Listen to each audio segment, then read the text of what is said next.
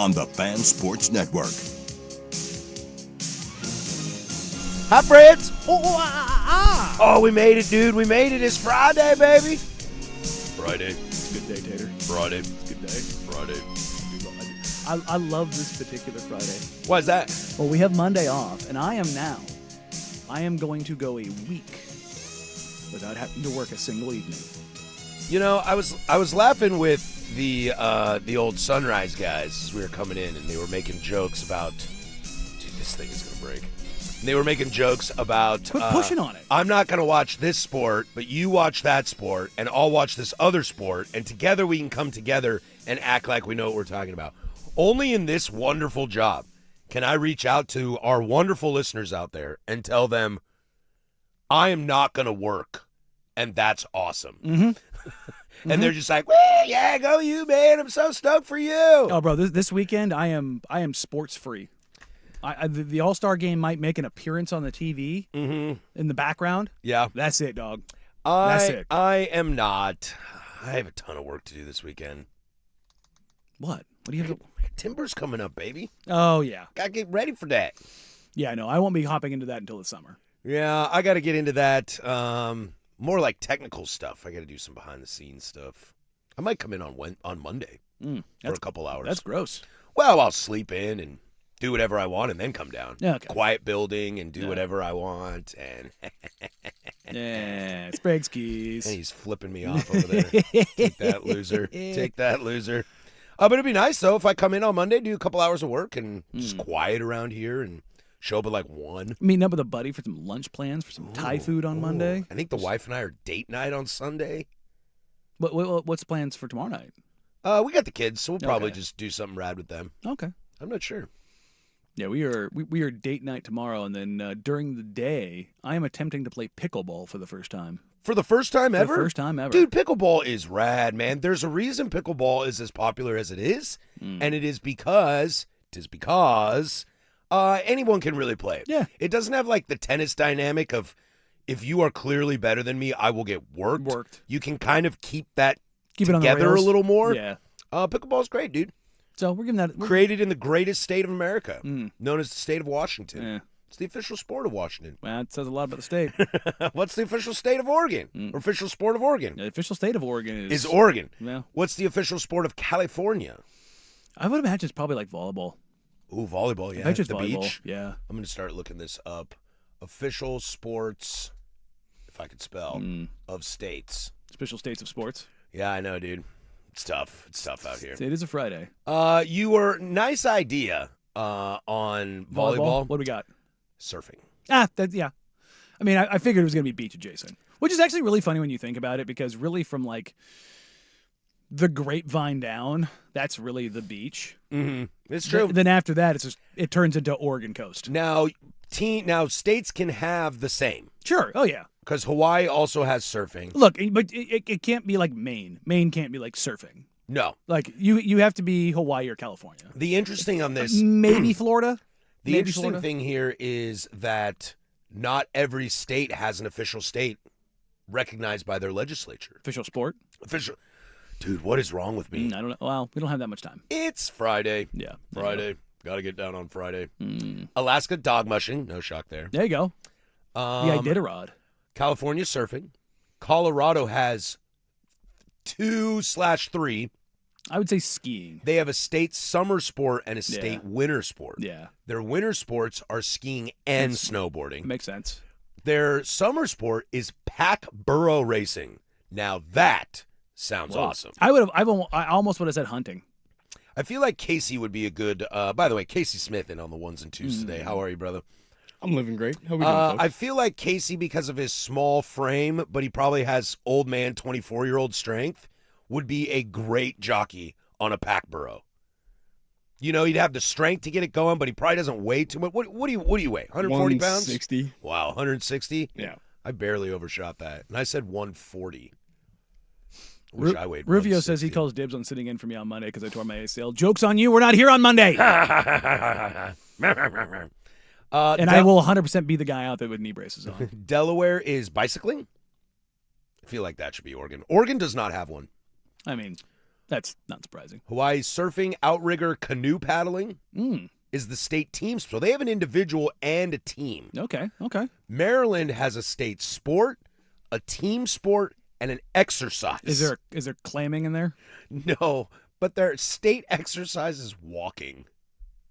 Nah, I think that's kind of lame. that's lame. That's kind of bullshit right there. Yeah. Team sports, lacrosse. Yeah, well, I mean, And Terps are loaded. The state sport adopted in 1962, And Johnny jousting. Hopkins. Old Johnny Hopkins. Jousting. Jousting. in Nice. Maryland. People still joust? Did you see the explosion of the new sport? The very large men running into each other head first at full speed. Head first? Oh, bro. It is. Oh, it is. It is CTE ridiculous. Central, and we're talking not just big dudes. We're talking Samoans. We're talking Big Polynesians. poly boys. Well, I saw Big old 6'4", 280, 320. Like these Just guys are throw the shoulder out there like and see if it into hits the a jaw. chin. Who can hand out CTE to who? Well- Don't get me wrong. I've watched it and I went, damn. I saw a video on I think the WWE subreddit, and it was more in it was the Poly Boys, more in relation to Roman Reigns and his finisher, the spear. Yeah. And they were showing guys, giant Samoan Polynesian dudes, doing the spear to other Poly Bros, and the dudes standing up straight, just stopping them right in their tracks. So I don't know if that's like an offshoot of what you were talking about, but I did see video It's like that. kind of the same Yeah. scenario. Okay. We're talking like what, a 15-yard run up? This was like It's got to be something like the that. spear 20 comes yards. running and a dude stands and just goes No, but here's the thing: these two dudes head are to head. both running. I mean, it's me to the shoulder, like under the jaw. Wow. Yeah, And it is wild. I've seen a few like Patrick's talking about that they're not running, where one dude is just standing like gotta a take it. brick wall, and then he just goes, and time for the shoulder, Yeah. and just drops it. Damn. Yeah, Savage. the two dudes running into each other. I mean, it is two massive humans. Like the smallest guy you see is like 280, Yeah. and we're not That ain't talking. me. We're not talking 280 like, little tubby. We're talking. We're talking Like me. We're talking poly boy, like real muscle mass. Massachusetts has basketball and volleyball. That's what I think of when I think of basketball. Is old UMass. Massachusetts, it's the sport of the Commonwealth. There you go. And volleyball is the recreational and team sport of the Commonwealth. Please tell me South Carolina is golf. No, I will get to that in a second. Do we have any golf? Michigan, no golf. Wow. Not for Florida? I would have said Florida, Arizona, South Carolina. Those have Yeah. been my three that would have been golf. Michigan claims American football. Yeah. Our Okay. only hockey is the state of Minnesota. Oh, I would have gone North Dakota. Remember the state exercise? Missouri has the jumping jack, along with archery. New Hampshire skiing. New York baseball. I like that. Okay. New York is the hotbed of baseball from back in the day. North Carolina, stock car racing. Yeah. Ding, ding. That tracks. North Dakota, curling. Okay, that's fair. Hockey, I would have said hockey, but her curling's okay. And then Wyoming, Texas, South Dakota, and Montana all have Steer. the same. Is this something steer It is roping? rodeo. Yeah. Nicely done. nicely done. Nicely done. All right, Danny, you can go home. Yeah, You did it. You nailed it. My roommate in the Air Force was a PBR rider before he got in the Air Force. Professional bull rider. I can't. He did bull riding and roping. Old Don Smith. I Dude was an awesome dude. imagine the amount of tail Don Smith pulled at rodeo Yeah, events. just a Just awesome fish in a dude. barrel, dude. I mean, fish in a barrel. most unassuming guy you've ever met in your entire life. So you're telling me his numbers doubled? Just the sweetest human on the face of the planet. Great dude. He was a SEER instructor. Cowboy girls love cowboys. Oh, yeah, They love cowboys. Yeah, he what was really cool was he was a SEER instructor, survival, evasion, versus escape. It's survival school. And when I went through SEER school, I knew he might be out there. And my team was the last one out there, and it was bad. It was gnarly. It was, right around 0 degrees. We're out there in February. I wanted to die. I think it was like day 7. The only thing I've eaten is the one rabbit that I caught like 2 days before that. And boy, do I not live in that world. yeah, it was brutal. But I get up. We've got what's called a PRC 110, Prick 110 radio. I can say it because it's the radio. But all of a sudden I get hey, Meringue, we need you. And I'm like, oh, this is like they call it end exercise. So it's like you can stop, quote unquote, pretending. And they gave me some grid coordinates, and I walk down there, and I see a little camp, and I'm like, oh, what did I do something wrong kind of a deal? And again, it's freezing. I don't have all my winter gear. I haven't eaten. I'm barely drinking water. I want to die. And they're like, Not having fun. no. And they're like, Ryan, come on down here. I was like, oh, crap. Like, I must have done something wrong. Like, they kind of scared the crap out of me on purpose. I walk in there, and I see the lead instructor, this captain, and he's like, got somebody here you need to see. And I'm like, oh, crap. And then Dawn comes around the corner. He's like, hey, what's up, dude? And then a buddy of mine, Aaron, who I went to high school with, who I had no idea was a SEER instructor. It was like, hey, dude, what's going on? They gave me 2 peanut butter and jelly sandwiches, one to eat then and one to pack later. Oh, dude, you were so stoked to have that peanut butter I sandwich. was so happy, man. I was just thinking, get this man a cheeseburger. Oh, dude, so I had a PB&J then. I had one to go, and I got to get out of the cold and actually have a fire because you can't create a fire because, it lures the team in. They're like, all right, dude, we're going to give you an hour and a half to get wherever you need to get to. And then we'll start the exercise back up. I can't believe you guys signed up for that stuff. I mean, that wasn't even the worst part, man. That's unbelievable. Yeah, no, it was. But no, Don's an awesome dude. And, he told me so many bull riding stories. Like I think he broke his back in like 2 places. Came back from that, went back out there. Like these guys get trampled on, they get thrown. You think about this for a second. Like baseball success is 30% of the time. Mm-hmm. For PBR riders, it's lasting 8 seconds. 30% of the time is a Hall of Famer. You know what I mean? Like, yeah. But like lasting on a bull for 8 seconds is the goal. That's what she said. That's tough. Oakley Dokley, we got a great Friday show for you. A lot to get to. We're going to kind of cross everything here. We got football, we got baseball, we got basketball. It's All-Star Weekend. We're going to talk spaceship rappers. We'll bring that around full circle. A lot of fun to get to today. Web Gems is hilarious. A lot of All-Star chatter, Blazers, etc. And that's where we'll start right there. The Blazers take down the Utah basketball attempting squad last night, and it's amazing what happens when you have a rough night the night before and you get the Jazz on a back-to-back. We'll start there next. 105.1 The Fan. It's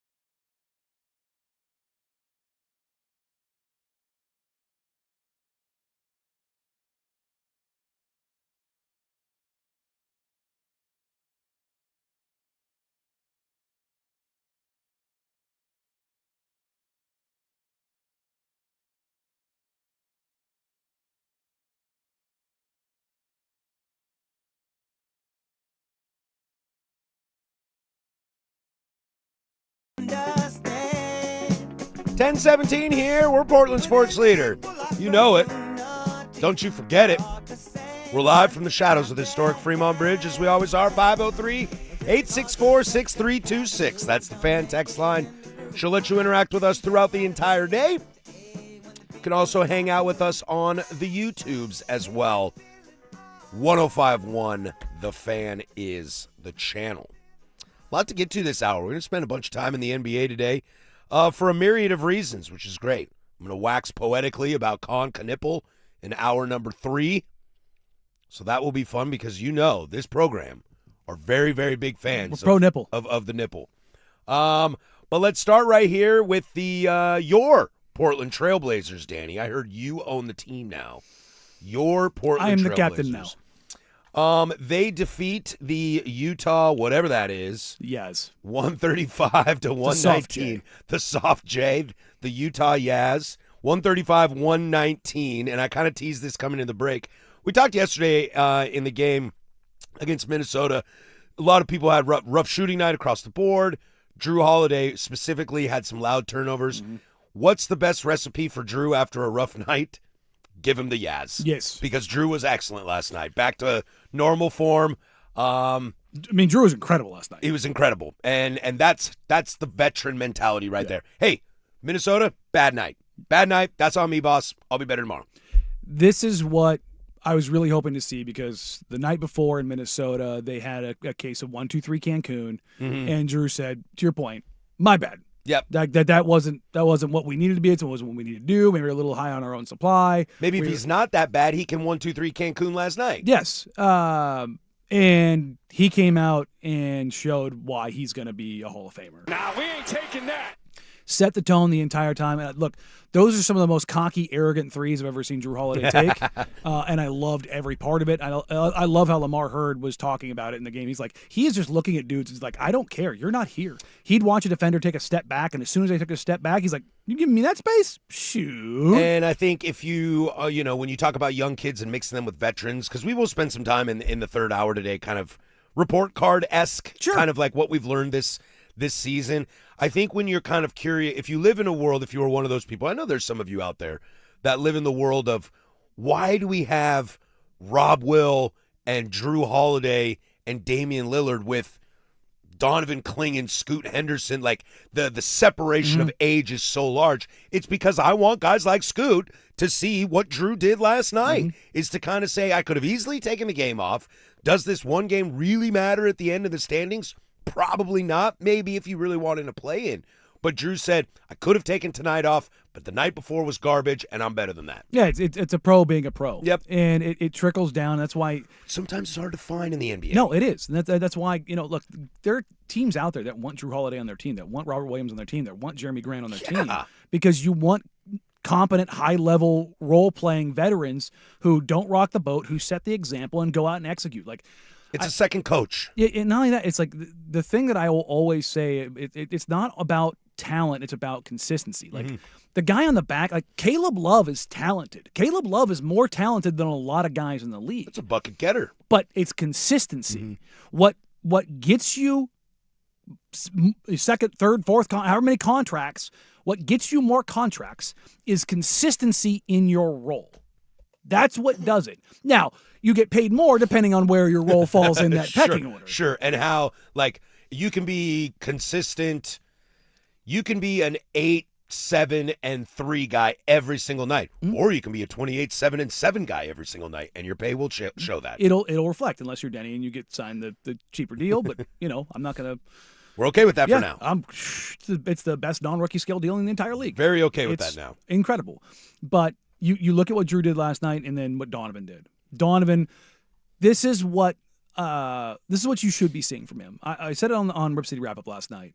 I was kind of hard on him in a game where he was not last night. It was last week. I think he had like 18 and 17. It was a very productive game. But he left a lot of meat on the bone. And it wasn't me saying he's not good. It's me saying the bar is higher for you. Like, you had a really good game. That should have been a incredible game. And for him last night, the thing that I love seeing was how many times did he try to put somebody in the rim? He looked around. And he's like, I've got nothing but munchkins out here. I'm not going to lay it up and be nice. I'm going to drop step. I'm going to pull the ball above my head. And if you want to try to stop me, you're going to have to foul me. So he gets to the free throw line 9 times. I think he had 3 dunks last night. I think he attempted 5. It's like, yeah, dog, you're 7'3", 290. Start acting like yam on fools. Like, Kyle Filipowski is not going to do anything to you. Isaiah Collier slapping at your hands should not bother you. I know your thumb's jacked up. Push through, big fella. The ask is for you to be a big human. And he big humaned at the rim offensively. He big humaned on the glass. And he big humaned defensively around the rim. It was like, yeah, that's that. Like, look, Donovan shooting threes, great. But like, let that be. It's kind of house money if he hits them. You're kind of like, yay. But that's not where he should live. No, he's not Jokic. No, and he's not one of those bigs that should be out on the 3-point line. And not only that, like when a team does not have anything to match you inside, go inside. Go inside and dominate. And that's what he did. And I loved seeing that. And the other thing that showed up for him last night was the playmaking. Career high 7 assists. It was just diming dudes up. And, I talked to the Blazers front office when they drafted DC. And I was like, look, I know what he is as a prospect as far as like a defensive anchor. It's a lot of fun to watch at UConn. Yeah, a lot of fun to watch. Winner. Yeah, exactly. And I'm like, what else do you guys see in him? And one of the things they told me was we think he will actually be able to shoot it, which I kind of raised an eyebrow. I was like, I don't know about him being able to be a shooter, but we'll see. It was one of the things I was more hesitant on, but they said we really think he can play make. And I was like, yeah, he's shown some flashes, and I talked to Coach Hurley about that. Kind of leading into the draft and then after the draft process, we had Coach Hurley on the show, and one of the things that he talked about then before he played for the Blazers was he can do more, but the ask for him at UConn, and you saw it in the title game, was to be a paint protector, a rim protector, a guy who could do that. And yeah, Zach Edey, ate against him, but they knew that they could just put Donovan on Zach Edey and not have to double him, and nobody else was going to beat him. So they ended up knocking off Purdue in the title game because, yeah, Donovan got some points put on his head because he's a really good post player. But they said, we're not going to double. We're not going to show. We're not going to help. And a big's doing that and being willing to eat that, I'll show you the contrast to that. I love Nurk as a human and even as a player. But in that series against Denver, when they got upset, Nurk, Terry Stotts had Nurk single covering, and they basically played the same game plan. We're going to make Jokic score. We are not going to let him sit there and carve us up. And Nurk didn't like that Jokic was giving him that work, and eventually kind of pouted, got some fouls, and all of a sudden he was out of the game. And then he was off the team. And then it was the fall came quickly. But it was like he didn't like that because he was getting embarrassed by Jokic. And it's like, yeah, dude, he's one of the best players in the world, but the poison that we have chosen is you're going to have to take this on the chin. And like for Donovan to be able to do that and keep his head up, it's like, okay, that's the kind of player he's going to be. So you understand like what he can do and when he can do it and his willingness to do that. Over the last, 2 weeks, he's had some rough games. He had Jared Allen absolutely work him. Mark Williams absolutely work him. But he has bounced back and been the guy that he's supposed to be. And that the production last night was overwhelming. And you're like, yes, that to me, one of the biggest marks of a good, high-level, successful, consistent player is when you have the mismatch, when they don't have it, you deliver. Yeah, you have to take advantage of it. Kind of like this texter talking about Donovan taking those threes. It's like it's almost too tempting, which is why he takes those threes. I think something that's so fantastic about Donovan, and this might be kind of the duh statement of the day, although it's me, so you never know. Donovan is by far the most improved player on the team, in my opinion. You can make the argument. I would put Denny there because the leap into legitimate All-NBA player is a tough leap. For me, it's the toughest leap in the entire league. Without a doubt. And guys like Drew and Jeremy can't really get better. I hate saying that because it sounds like a shot at them. But we know what they are. It's fine tweaks here and there, consistency, etc. But Donovan, to me, and maybe the reason, because you're right, the jump Denny's made is very few players ever make a harder one to jump. Yeah. But I would say Donovan, from as raw and I can only play 20 minutes a night to what he's doing now is a larger jump, if not as hard as Denny's. And I can work with that. And this could be my bias, and this is where you and I differ. My favorite player on the Blazers to watch right now is Donovan Clingan. Yours is Denny Avdia. And that could just be splitting hairs. Yeah, no. Again, Don's leap has been tremendous. Clingan he's my guy. Look, when they drafted him, Dustin and I were talking as far as what he looks like as a prospect. And before he played a minute for the Blazers, I go, don't be surprised to see this guy on Team USA in 2028 in LA. I love that. And what you have seen from him this year, if you're talking, because every team's going to have a traditional big. Well, yeah, if you're looking at USA, the size, AD will be aged out. He's already kind of aged Jaren's out. more of a 4. More of a 4. Edie's Canadian. Yep. Weirdo. Yeah, exactly. Mobley's more of a 4. Chet's more of a 4. More of a if you're, 4. If you're looking at traditional 5s, it's for Team USA, it's him and Walker. Oh, Walker yeah. Kessler. Those, and if you look at Donovan's production this year, it is very similar to Walker. And I might take Klingon. We were talking about this last night. Mm-hmm. If you right now, if you looked at it, you can make a very clear argument for both of them. Easily. Kessler's great. And again, they're very, very, very similar. They're both unbelievable paint protectors, great rebounders. I would say Walker's the better rim finisher. I think Donovan's the better playmaker. But I think Donovan is going to get better in 2 years at a larger pace than Walker Kessler. That's what's going to be interesting. I think Kessler might be what he is, where Donovan might have more. You might better have more. You might be looking at Donovan Klingon being like your starting 5 in 2028. That's my guy there.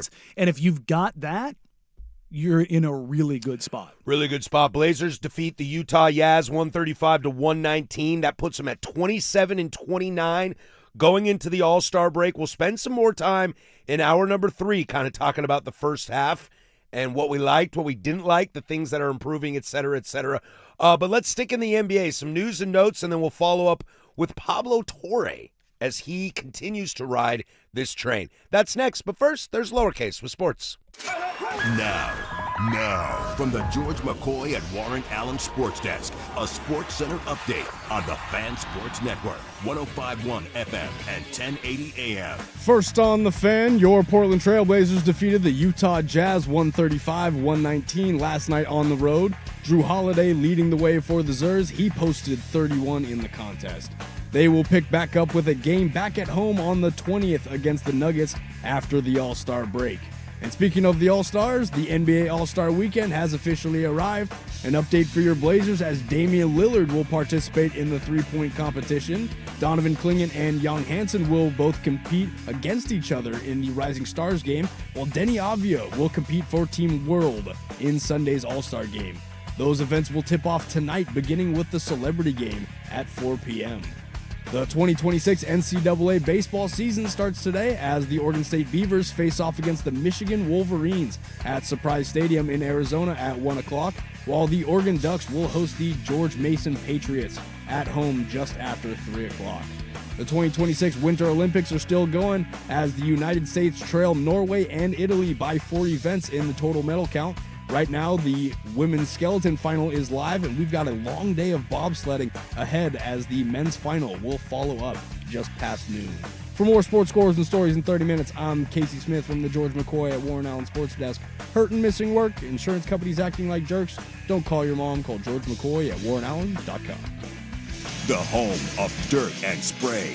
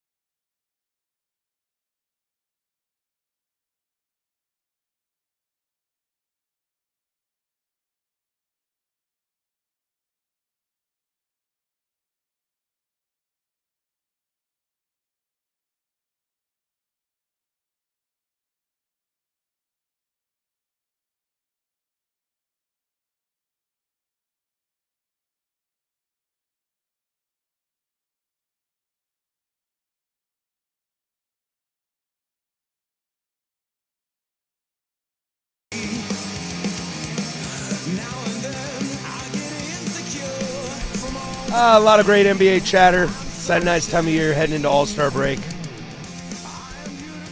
Should we spend 3 hours, Danny, trying to talk about how to fix the All-Star game? Getting rid of Adam Silver? Yeah. I am thinking about this. Judge Smith presides, and one of us has to take the case of why Adam Silver should be the commissioner of the NBA. I mean, Is that harder? Is it harder to prove that Silver should be the commissioner or that he shouldn't be the commissioner? that he should be. You think it's harder? Yes. I think so too. I mean, I will take the hard task if you want me to. I mean, of the major four between Manfred, Bettman, Goodell, Silver's Look, you know, easily dead last. Look, you know me, man, and I know we haven't done this through a baseball season. I love baseball. I think Manfred has kind of come around. I've been wrong on some stuff on Manfred. Drives me absolutely bonkers. He ain't Adam Silver. No. He ain't Adam Silver. I genuinely think Manfred cares about the game. Yeah. I don't know if Silver does. No. And you know Bettman does. Rob Manfred would never say, well, why don't we just have a channel of just highlights and you can watch game based on highlights. My commissioner would never say that. No. So And Goodell may be Goodell, but look at the state of the game. Right. And football red zone is more like a highlight show, is more conducive for the NFL. Let's just be real. Nobody wants to watch 2 yards in a cloud of dust. No. Nobody does. So red zone works for that. To where in baseball, like I want to see a guy strike out or pop out in a pressure situation. I want to see someone take that 3 in the corner and see if they can nail it to bring them within 1. You know? Or that turnover, or that miss. Yeah, I don't know. Something to fool around with. Let's see. We got news and notes in the NBA here real quick. Sticking with the Utah Jazz, they are fined, what was it, $500,000?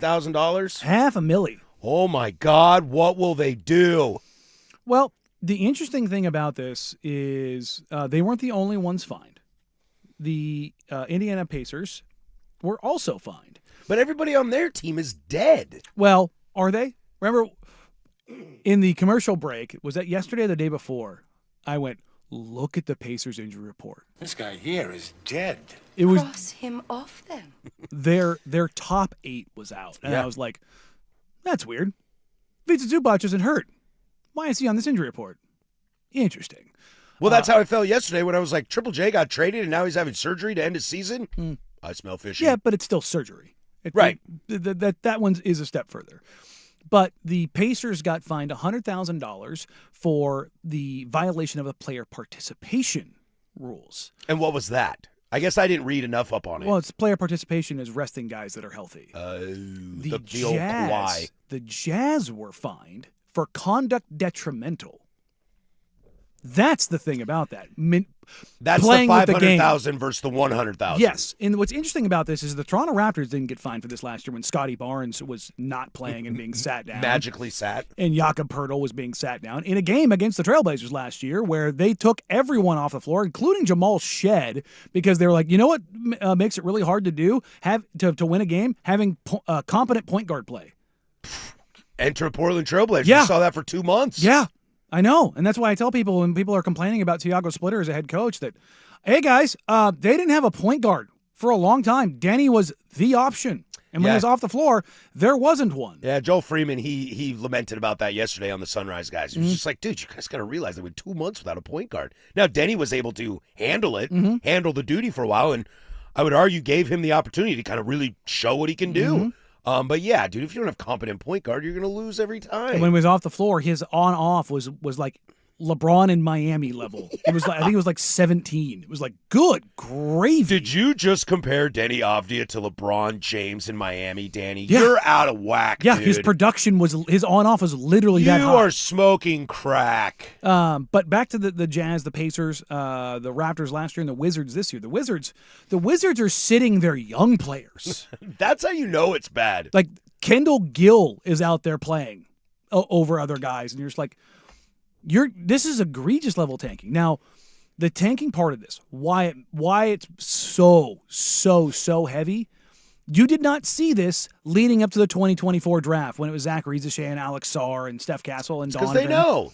It's because you've got AJ DeBonsa, Cam Boozer, and Darren Peterson. Caleb Wilson. Sorry, I'm going to stop. No, you're fine. Those three guys are looked at by evaluators as legitimate franchise cornerstones. This draft is looked at as like these guys aren't just good; they're great. Their floor is like if they're not all-stars, it is a disappointment. Lauri Markkanen, Triple J, and AJ DeBonsa would be really, really nice trio. But you know what Cooper Flagg would love next to him is a Darren Peterson. Like there are some teams that aren't at the bottom that are at the bottom, that have a bona fide star like a Cooper Flagg, that one of those guys would change the trajectory of their team for the next 10 years. Which is why you go this way. Like you turned me on the other day talking about trading those Bucks picks to get in the top 3 of this draft. Like, don't ever do that to me again, Danny, unless you're going to buy me dinner first. Right, but I like to be wined and dined before I get turned on like that. But that's the depth and breadth of the top end of this draft. And once you get past those guys, even the guys from 4 through 10, there are guys there that people really like. And 10 through 30 is really nice, too. I mean, for value. Yes, but I mean, like, those guys 4 through 10, you get the Mikhail Browns, the Nate Aments, the Kingston Flemings, like, guys that are like, those could be, like, fringe all-star caliber guys. You're like, if you get an all-star out, like, there's just not that, like, in every draft, there's not that many all-stars. This one, like, at the top, those 3 guys. Could be 3 Hall of Famers. Like, that's... You're looking at potentially like an 03 draft kind of a deal. Like that's how good these guys are looked at as. Take the Wembanyama draft, okay? Number 1 is Victor Wembanyama, generational talent. Number 2 is Brandon Miller, who's been a nice player. He's been really good. Number 3 is Scoot Henderson, but you could argue the drop between Miller or Scoot, because we didn't know what Charlotte was going to do. Blazers kind of in a spot of we'll take the other guy. Those guys were looked at as the same tier. Wemby is somewhere else. Wemby's tier does not exist. Yes, to where these 3 are closer to Wemby's tier than Brandon Miller, Scoot Henderson's tier. The gap between Wemby and Miller and Scoot was a chasm. It's not a shot at Miller or Scoot's No, not at all, not at all. It's just the Wemby tier, the only guy that I can remember in my lifetime where people looked at and went, this dude is just different. Just different. It's Shaq. Shaq's the only one where you're like, just different. Physically, there's nothing you can do with this man. Yeah. There's absolutely nothing you can do with this man. Yeah. And so when you're talking about like evaluating those things, that's why teams and owners are saying whatever. Ryan Smith, who's the owner of the Utah Jazz, when the communication came out on Twitter, I'm going to go with a white guy from Utah named Ryan Smith. Owned Qualtrics. Oh, I don't know what that is. The analytics firm. Oh, okay. Yeah. So he quote tweeted the press release. Says the following is released by the NBA and it has the fines for the Jazz and the Pacers. He says he gave the eye rolling emoji. Agree to disagree. Also, we won the game in Miami and got fined. That makes sense. That's the funny thing is before this they had won 2 out of 3. That's almost a winning streak, dude. Then Bobby Marks, who I love Bobby, at ESPN also quote tweeted this release from NBA PR. It says, taking fines is like paying the luxury tax in the prior CBA. If it gives you a competitive advantage, or in this case, a chance to draft and keep an impact player, billionaire owners will pay the fine. Now, if we start taking away roster resources, that's a different story. Ryan Smith then quote tweeted Bobby Marks. Hey, Bobby, maybe sit this one out. You have no clue what paying this is like, and your amnesia this week is comical. If you remember, Bobby was the assistant GM for the Brooklyn Nets. Oh, people keeping receipts, man. Just, I hate it when I'm being held accountable. Look, it's the number one thing that's a problem with society these days. Too much accountability. I love Bobby, but Bobby's maybe a little 5 toes here. Sure. But also, Ryan Smith kind of coming out, pew, pew, pew, pew. Look, we talked about this a little bit yesterday. The thing about this is, I think the only way, like, I think the smoothing the lottery odds, like, Utah's been here, and they haven't gotten the top pick. Mm-hmm. The only teams not to get the top pick are Utah and Indiana. It's working, right? So with the smoothing lottery odds, like, it is working as far as, like, the egregious tanking. But teams are just saying, we want the math.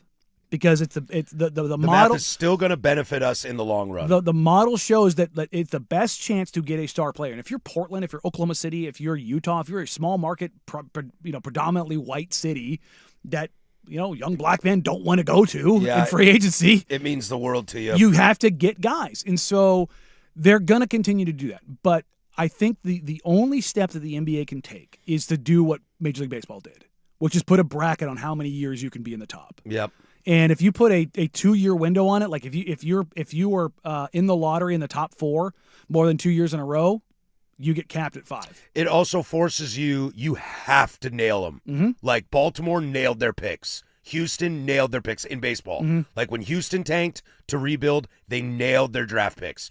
When Baltimore drafts Rutschman, Gunnar Henderson, Jackson Holiday, they nailed them because you're not coming back.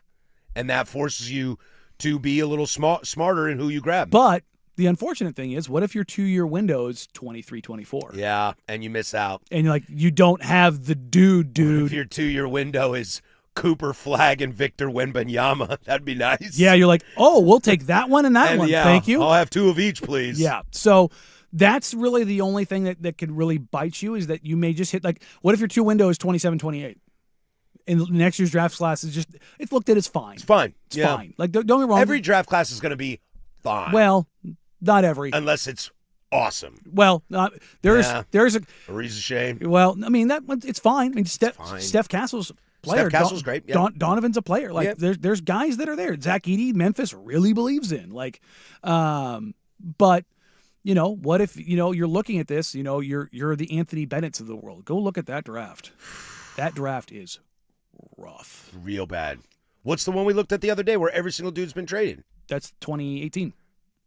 And that draft, there are a lot of great dudes in that draft. Yeah, they've all been traded. Luka, SGA, they've just all been traded. They've all been traded, but they're all really good.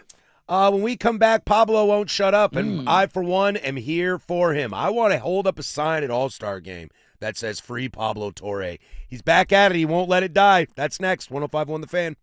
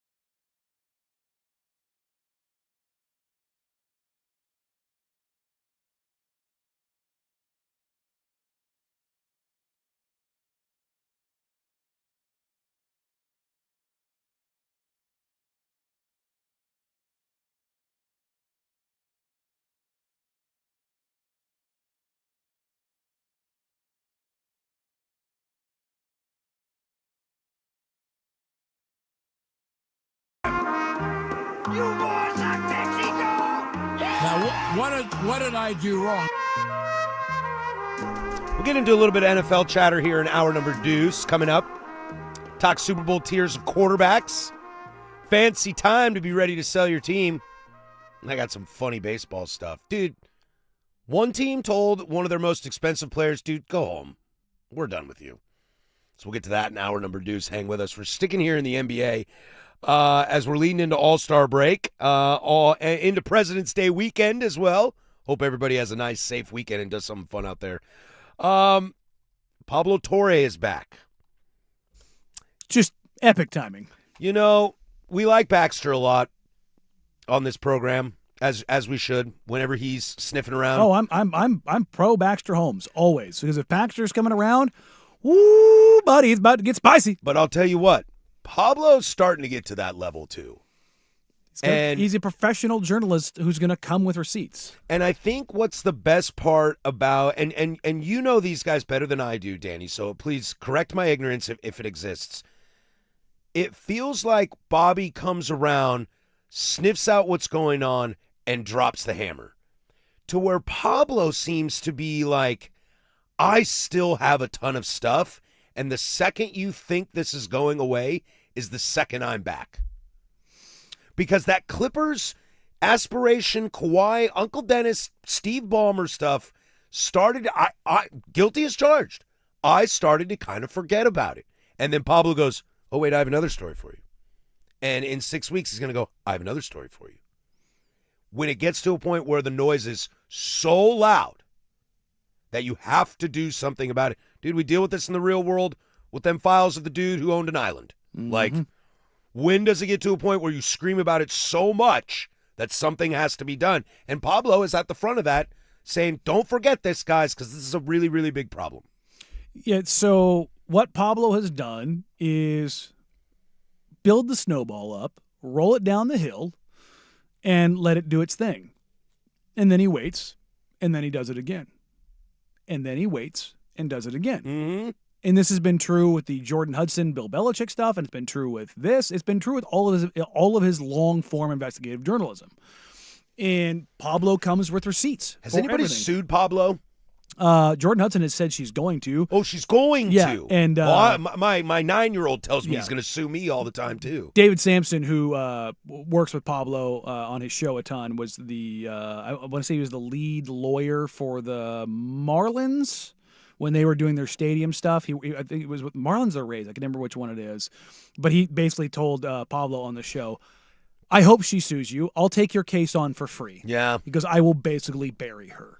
And it's like, the reason Pablo does what he does and how he does it, it's CYA the entire time. He comes with receipts. He says allegedly, and he comes with, background and people on record, as well as court documents or publicly available or FOIA, Freedom of Information Act documents that all link everything back. And if you're not aware of what has happened since the aspiration part of this is, basically, again, allegedly, shell companies that are, KL2 LLC with payouts to Uncle Dennis, who is Kawhi's uncle.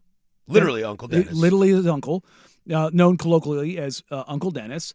And then the Kawhi's former trainer who sued the Clippers through all of this about Uncle Dennis asking basically for an agent cut. 10% of what the Clippers ended up paying him before they ever got Kawhi. Yeah, that's the kind of the new stuff, right? That's the newest report or two things. More that lawsuit's a couple years old. More instances of Uncle Dennis being paid before Kawhi was a Clipper. But what was the quote you told me the other day that somebody in the Clippers front office said, when do we stop giving Kawhi more money? Yeah, it was. What was the line that you said? I can't remember exactly what it was, but it was like it was the when do we stop back channeling money? Yes. When it gets to the point where you're like, guys, I think we've cheated enough. Yeah. We need to stop. So Pablo had this also the other day. Clippers exec Lawrence Frank's 4-year contract extension is, quote, Ballmer hush money, according to multiple NBA executives, as the 10th place franchise faces the aspiration investigation and multiple lawsuits. And then it goes on, if you go into the episode, follow Pablo Torre on a trail of LLCs and lawsuits that Kawhi Leonard and Steve Ballmer probably don't want you to know about. And then it goes on further.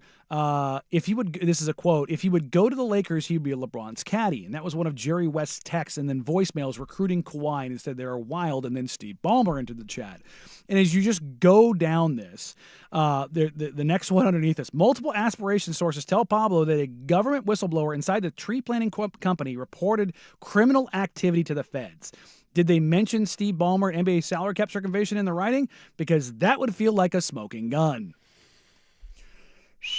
And I don't know if anybody else is aware of what's going on at All-Star Weekend. Where is it taking place at? You keep hammering this. It's in L.A., but it's not at Staples Center. It's at Intuit. It's at the home of the Los Angeles Clippers. So if you think that the timing of this is coincidental, you're dumb.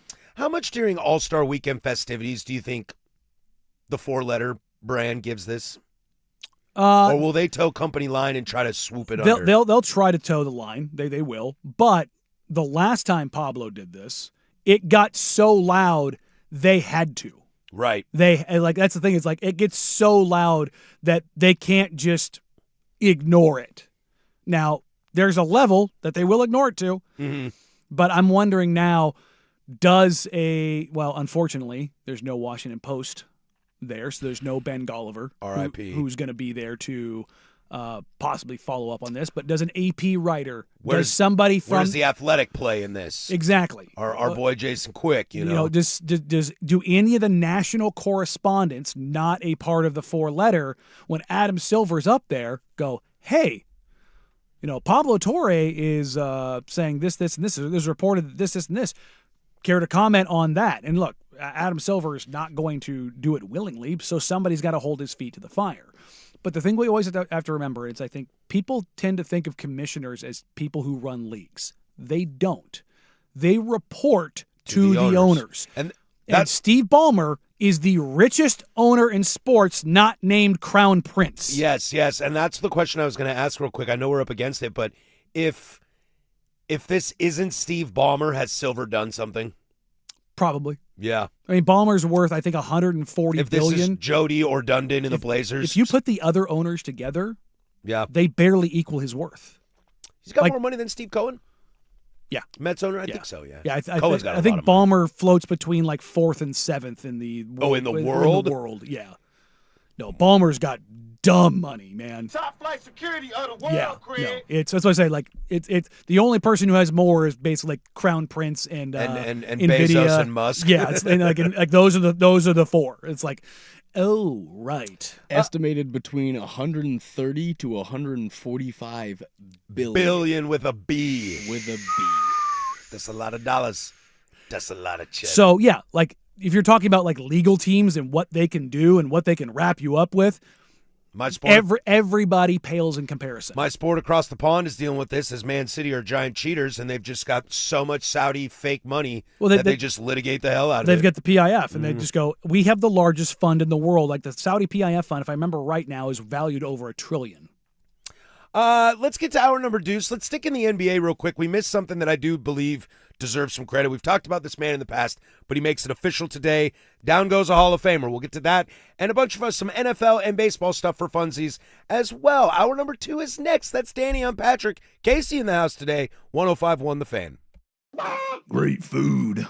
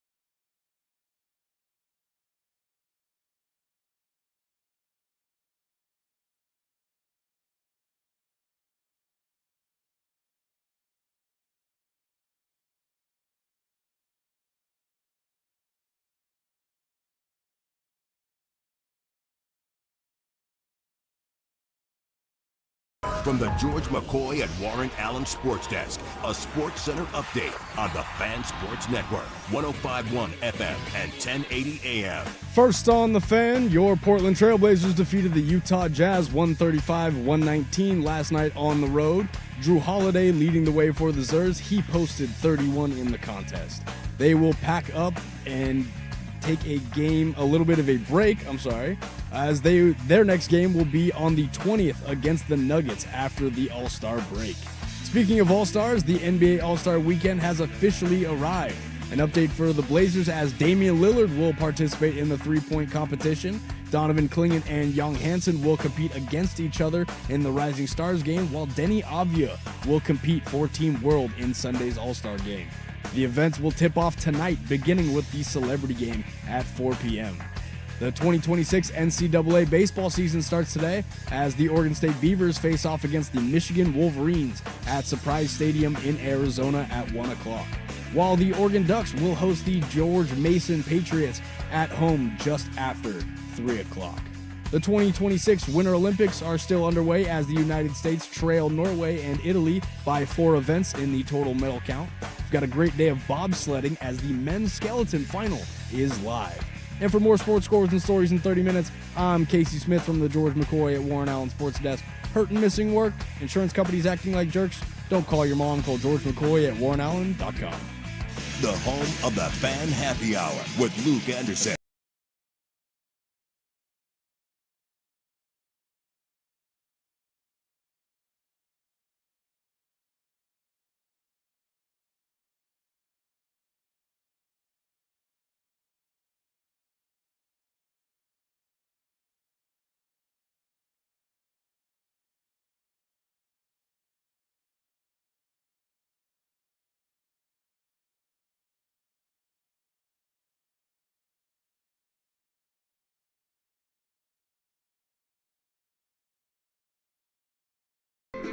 Hour number deuce here. If you're missing the first hour, you can download that at the Fan Podcast, 1051thefan.com, the Odyssey app, wherever you get your podcasts. Check it out over on the YouTubes. If you missed the Sunrise Guys this morning, if you can't catch Primetime Live, you can go back on the Odyssey app or the YouTubes, except into the future. That would be impossible. Hey, Danny, guess what, man? Fan Madness is back. Hey! Join the Fan Thursday, March 19th and Friday, March 20th for the 2 most exciting days of basketball at Tom's Watch Bar in A Casino in Richfield. Shout out 10 minutes from my house. Dirt and Sprague, the firm of Harris and Meringue, the Fan Happy Hour, and Primetime with Isaac and Suk all broadcasting live throughout the day. Don't miss a minute of the action. Play hooky with the Fan for Fan Madness, brought to you by A and Window Nation, March 19th and 20th at A Casino Resort. We kind of knew that was coming. Oh, yeah. It was officially announced this morning on the Sunrise Guys at 7, I believe. I'll be moving up and relocating to Ridgefield, Washington for about 60 hours. I am very, very excited. Yeah, you get to go home because you live a block away. Well, it's not just that, but I'm excited to be on this side of the microphone. For years past, I have just been a little like puppy dog, golden retriever. I know you guys. You know who I am. The Sunrise Guys get to do Let their me show hang up out. there too because we're getting earlier games now. Yeah. Because they usually just did the second day. They didn't do day one, so I don't think they're doing day one this year. they are. Oh, they are? Yeah. All right, good on them. That's what I was told. But Good on them. hopefully, I'm not breaking any rules there. I was told they were doing both days. Maybe I'm wrong. And Danny just got fired. And I'm gone. But no, it's always a really, really awesome time to head up to A&A. They take unbelievably good care of us. The hotel now is just dope. It's a really cool spot. It's really nice. I'm not a big casino guy, but kind of I went down to Vegas last summer and seeing what Vegas casinos are like. A does a pretty damn good job. No, like for Sportsbook is Tom's Sportsbook is pretty nice up there. food's solid. The restaurant options are great. Yeah, food's great. Yeah, I mean, head on over to the Michael Jordan Steakhouse. Yeah, why not? Actually, I need to make sure I get a reservation this year. They got live music up there too and Yeah, stuff. they've got the other like little cocktail bar over there. They have like live music and little treats and stuff. It's cool. I've seen a couple comedy shows up there too. Oh, okay. Yeah, saw Gabriel Iglesias up there. Oh, nice. Fluffy. It was fun. Some leftovers a little bit from our Steve Ballmer, Pablo Torre comments. Some stuff on the text line, 503-864-6326. You think maybe this is why Harden asked out? Potentially. I don't think so. Harden's track record says, we talked about him a little bit yesterday. His track record tells me that he cares about himself more than anything else. Yes, but also, I mean, I wouldn't want to be around this. I mean, look. Kawhi's immovable at this point, I feel like, because nobody wants to. Well, I don't think he's unmovable. I think a team would be. I mean, somebody took on James Harden. I think they'd be willing to take on Kawhi.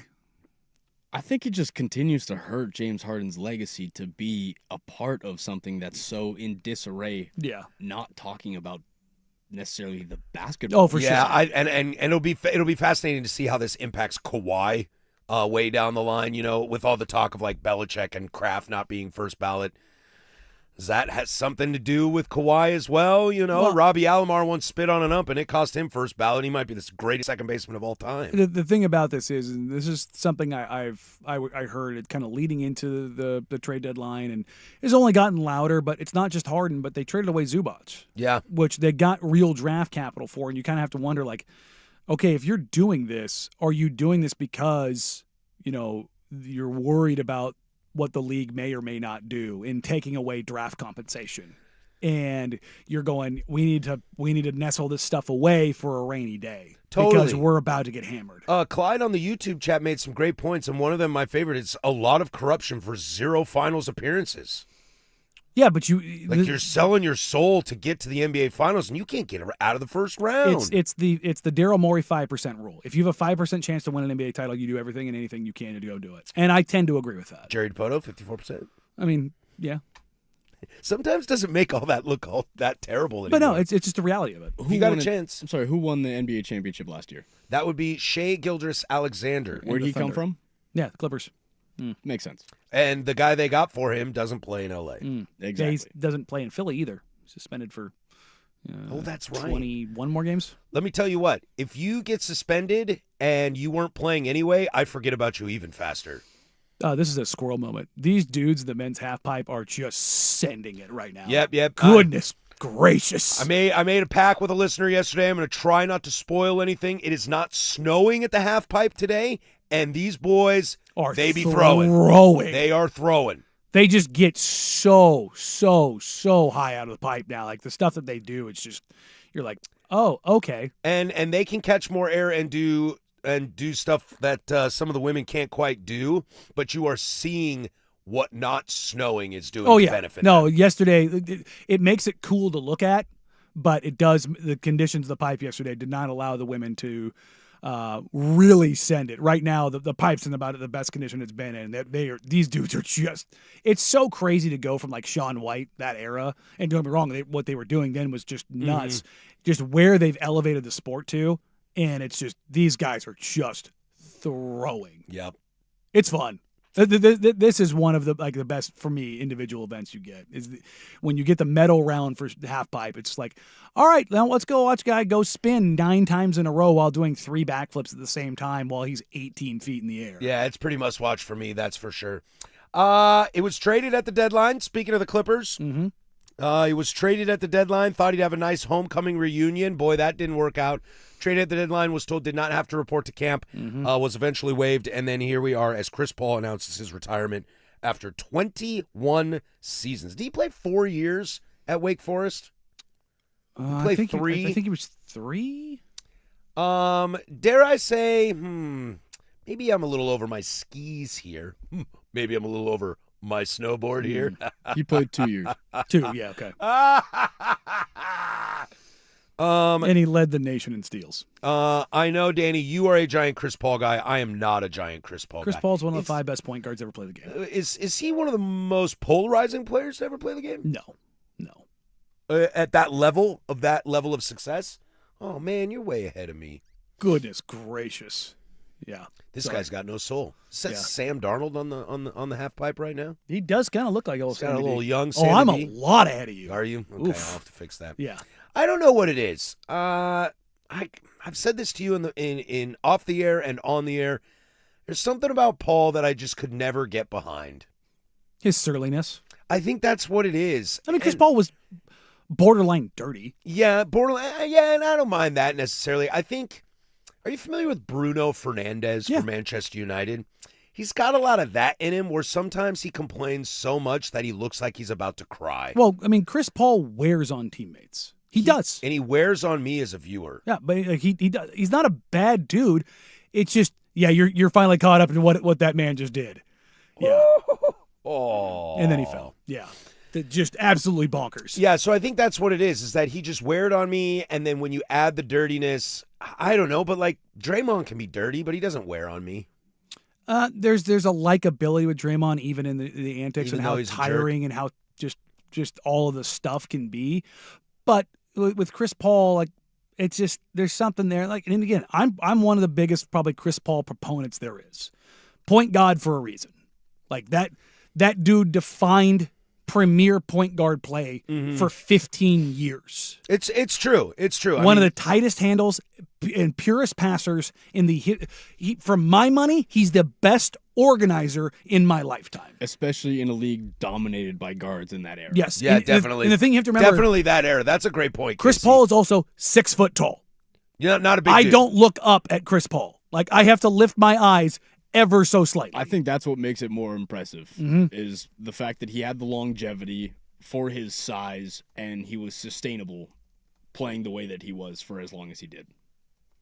The thing about Chris Paul is, so he's going to play 21 years. His career averages, despite having the last couple of years have it, probably drop it down, he's going to average 17, 9, and 4 on 47, 37, 87 splits for his career. Wow, that's and how nice. many steals during those?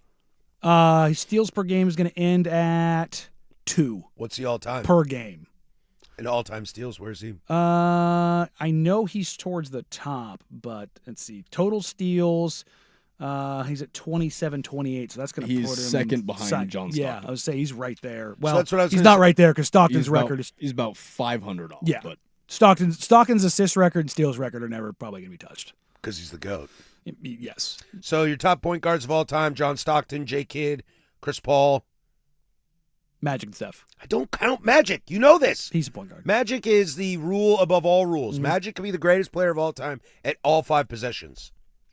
Yeah, I mean, that's what made Magic, and Braun's kind of the same thing. Bronny's kind of the same thing. But man. no Braun. Sorry. What a Freudian slip. You can't say Bronny. What a Freudian slip there. But Chris Paul is maybe the best floor raiser I've ever seen.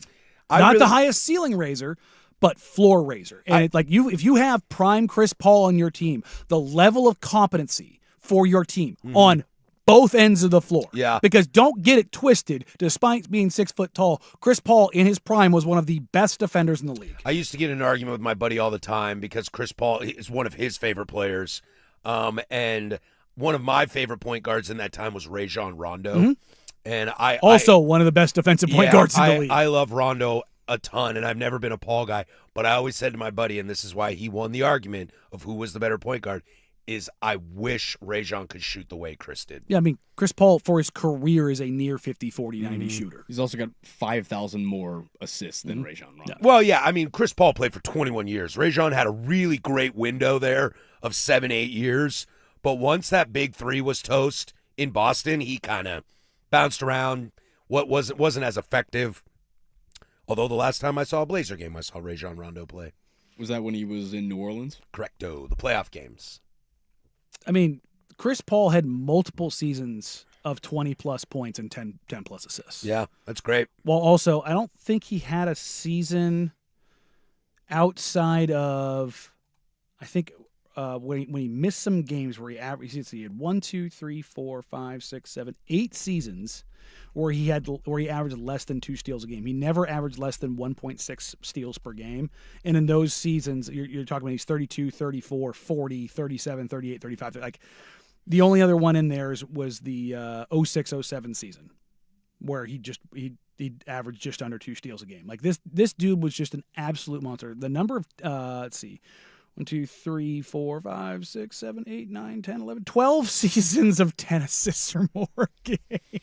Catch this, dude. 12 seasons of 10 or more assists a game, and he's still nowhere near John Stockton. It's the 2 records in sports that will never be broken. It's Cal Ripken's consecutive game streak and John Stockton's assist record. Those records will never be touched. Career wins by Cy Young will never be touched. Yeah, that'll also never be touched. I bet you who is that has more to do with the changing of the game Sure. than just like But also, unbreakable records. I think most consecutive starts in the NFL, I believe that belongs to Eli Manning. Yeah.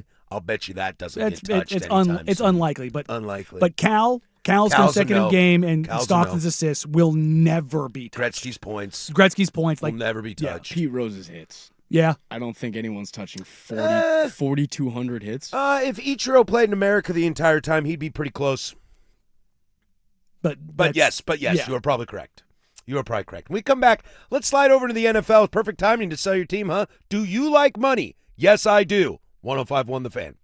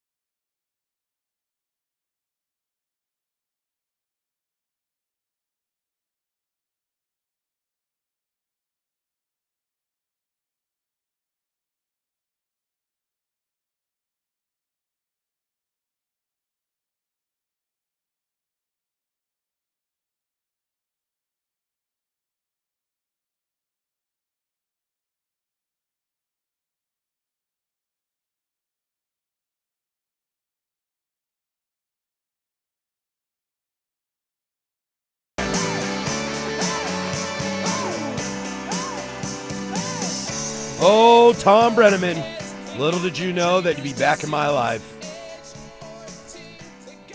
I wonder if there's any more. We'll get to this in about 15 minutes. I wonder if there's any more duo.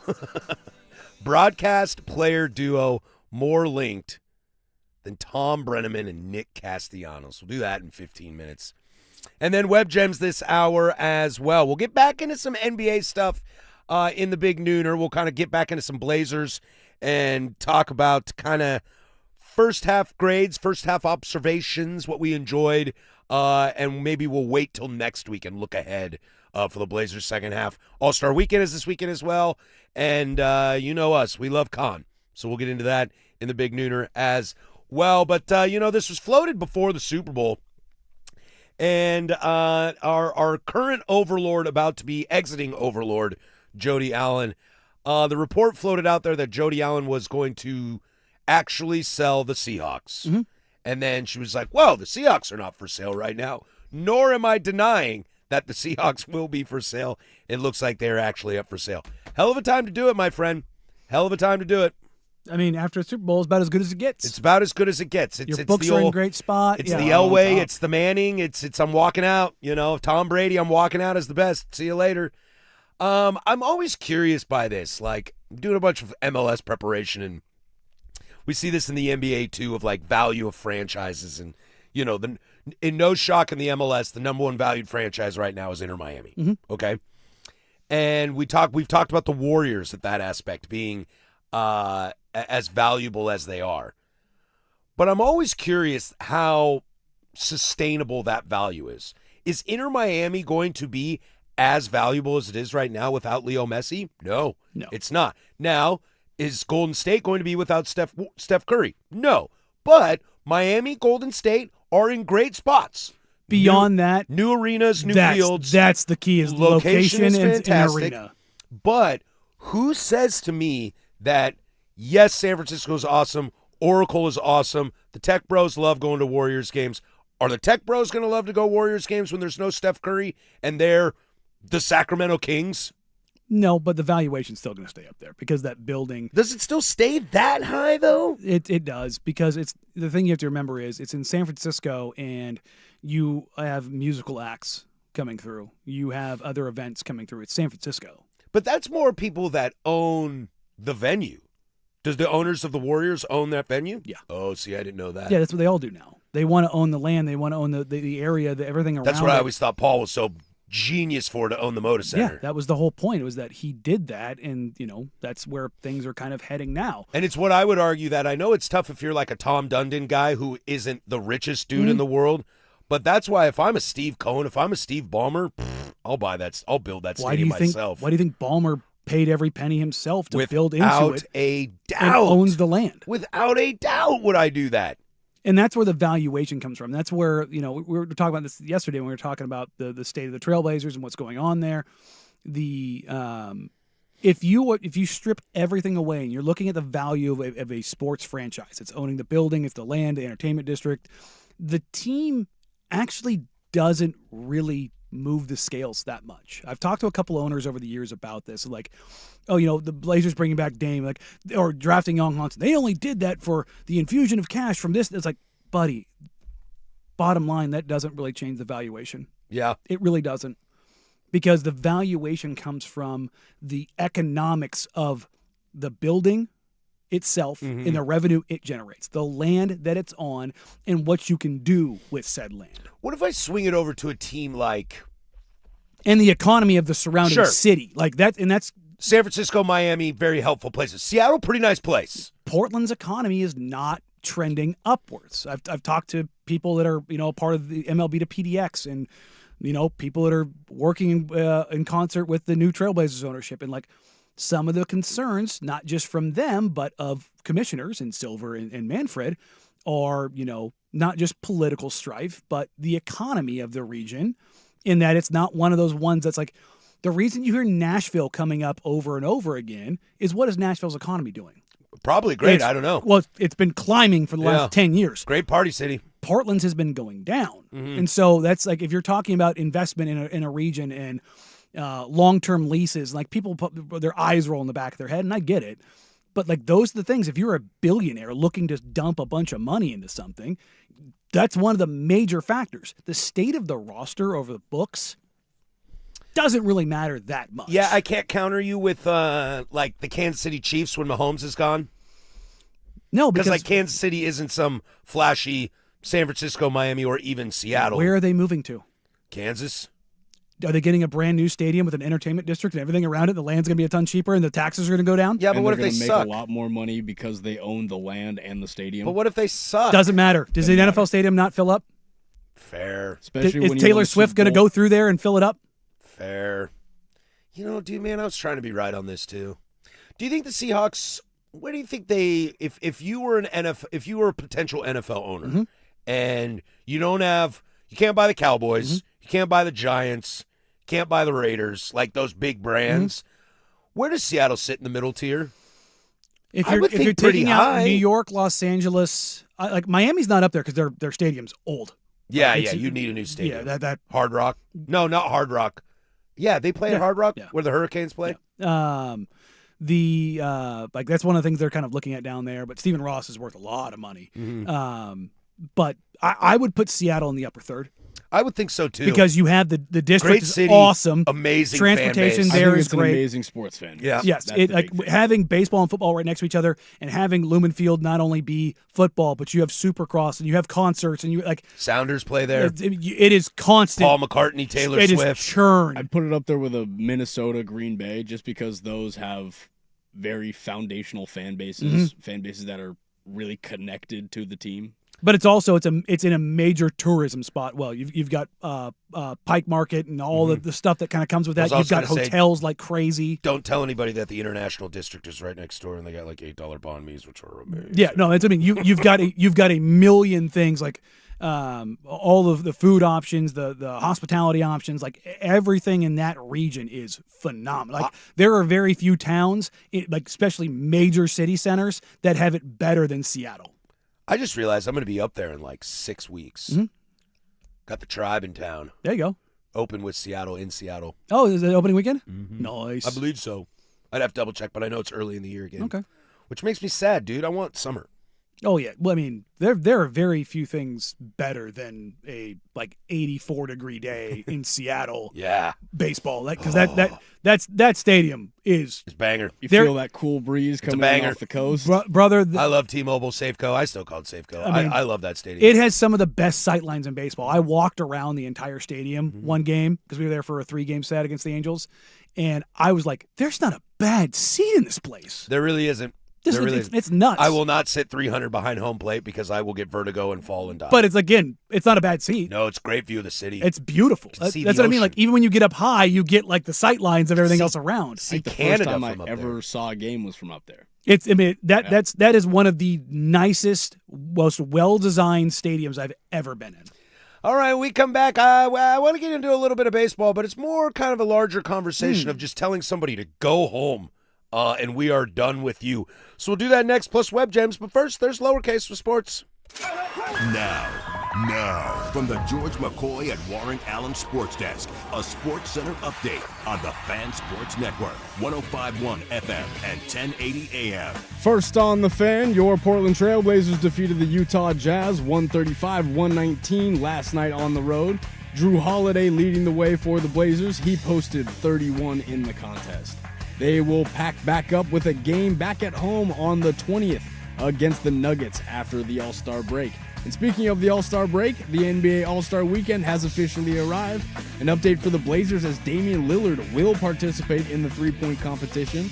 Donovan Clingan and Young Hansen will both compete against each other in the Rising Stars game, while Denny Avia will compete for Team World in Sunday's All-Star game. The events will tip off tonight, beginning with the celebrity game at 4 p.m.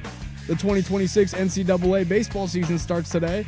The Oregon State Beavers facing off against the Michigan Wolverines at Surprise Stadium in Arizona at 1 o'clock, while the Oregon Ducks will host the George Mason Patriots at home just after 3 o'clock. The 2026 Winter Olympics are still underway as the United States trail Norway and Italy by 4 events in the total medal count. We've got a great day of ice skating, bobsledding, and snowboarding as all those events are currently live. And for more sports scores and stories in 30 minutes, I'm Casey Smith from the George McCoy at Warren Allen Sports Desk. Hurt and missing work? Insurance companies acting like jerks? Don't call your mom. Call George McCoy at warrenallen.com. Your home for the Oregon Ducks, the Fan Sports Network, 105.1 FM and 1080 AM.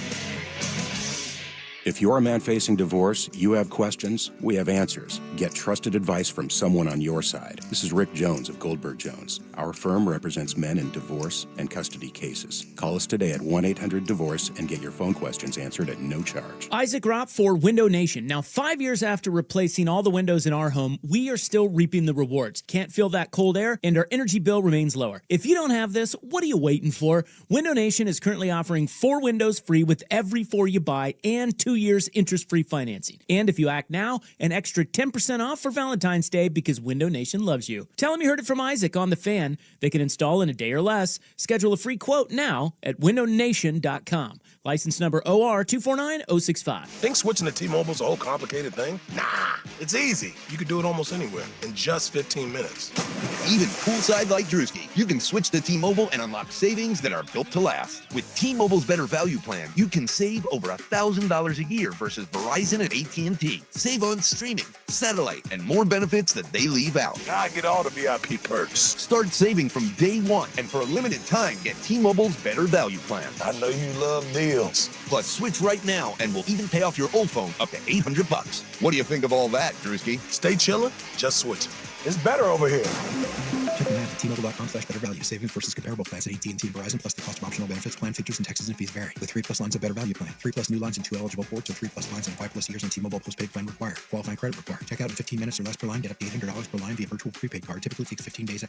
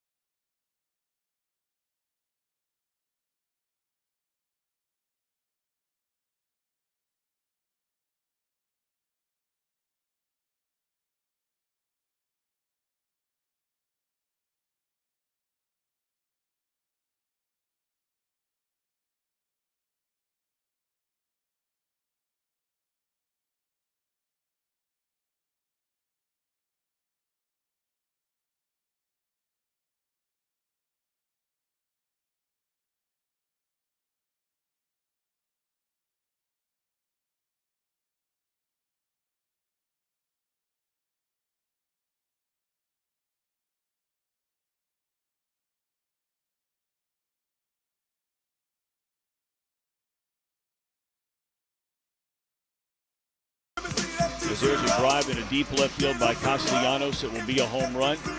Web Gems coming up next, everybody's favorite. Yeah, I'm feeling pretty good today, Danny. I'm in a good mood today. Sky's shining. Yeah. I don't know what it is, but I'm here. I woke up in a panic this morning, too.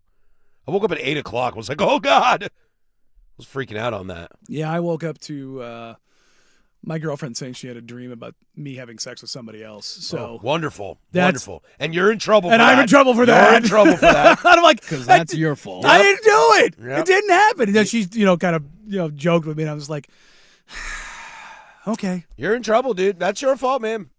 It's like, this is brutal. You put it into the ethers, dude. That's all on you, It's man. like, come on, man. I didn't do this. Why does your brain go down that rabbit hole? Put that evil on me, Ricky Bobby. Come on. I literally just existing. Yeah. Literally just existing. You shouldn't have existed, Danny. That was your first problem. I should not have existed in that That dream. is the base issue with that situation. That should have been somebody else. A base issue with existing also belongs to one Nick Castellanos. He has been relieved of duties, sent home. He was told before the Phillies decided to release him and eat $20 million, they told him to not prepare to come to camp. So last year, they were in Miami. If you want to know the fall of a great player, of a very good player, I should say, not a great player. All very good. Let me give you Nick Castellanos. Was a really, really good player, and the last couple of years on a Phillies team that desperately, desperately needed him to be good, he has been god-awful for them.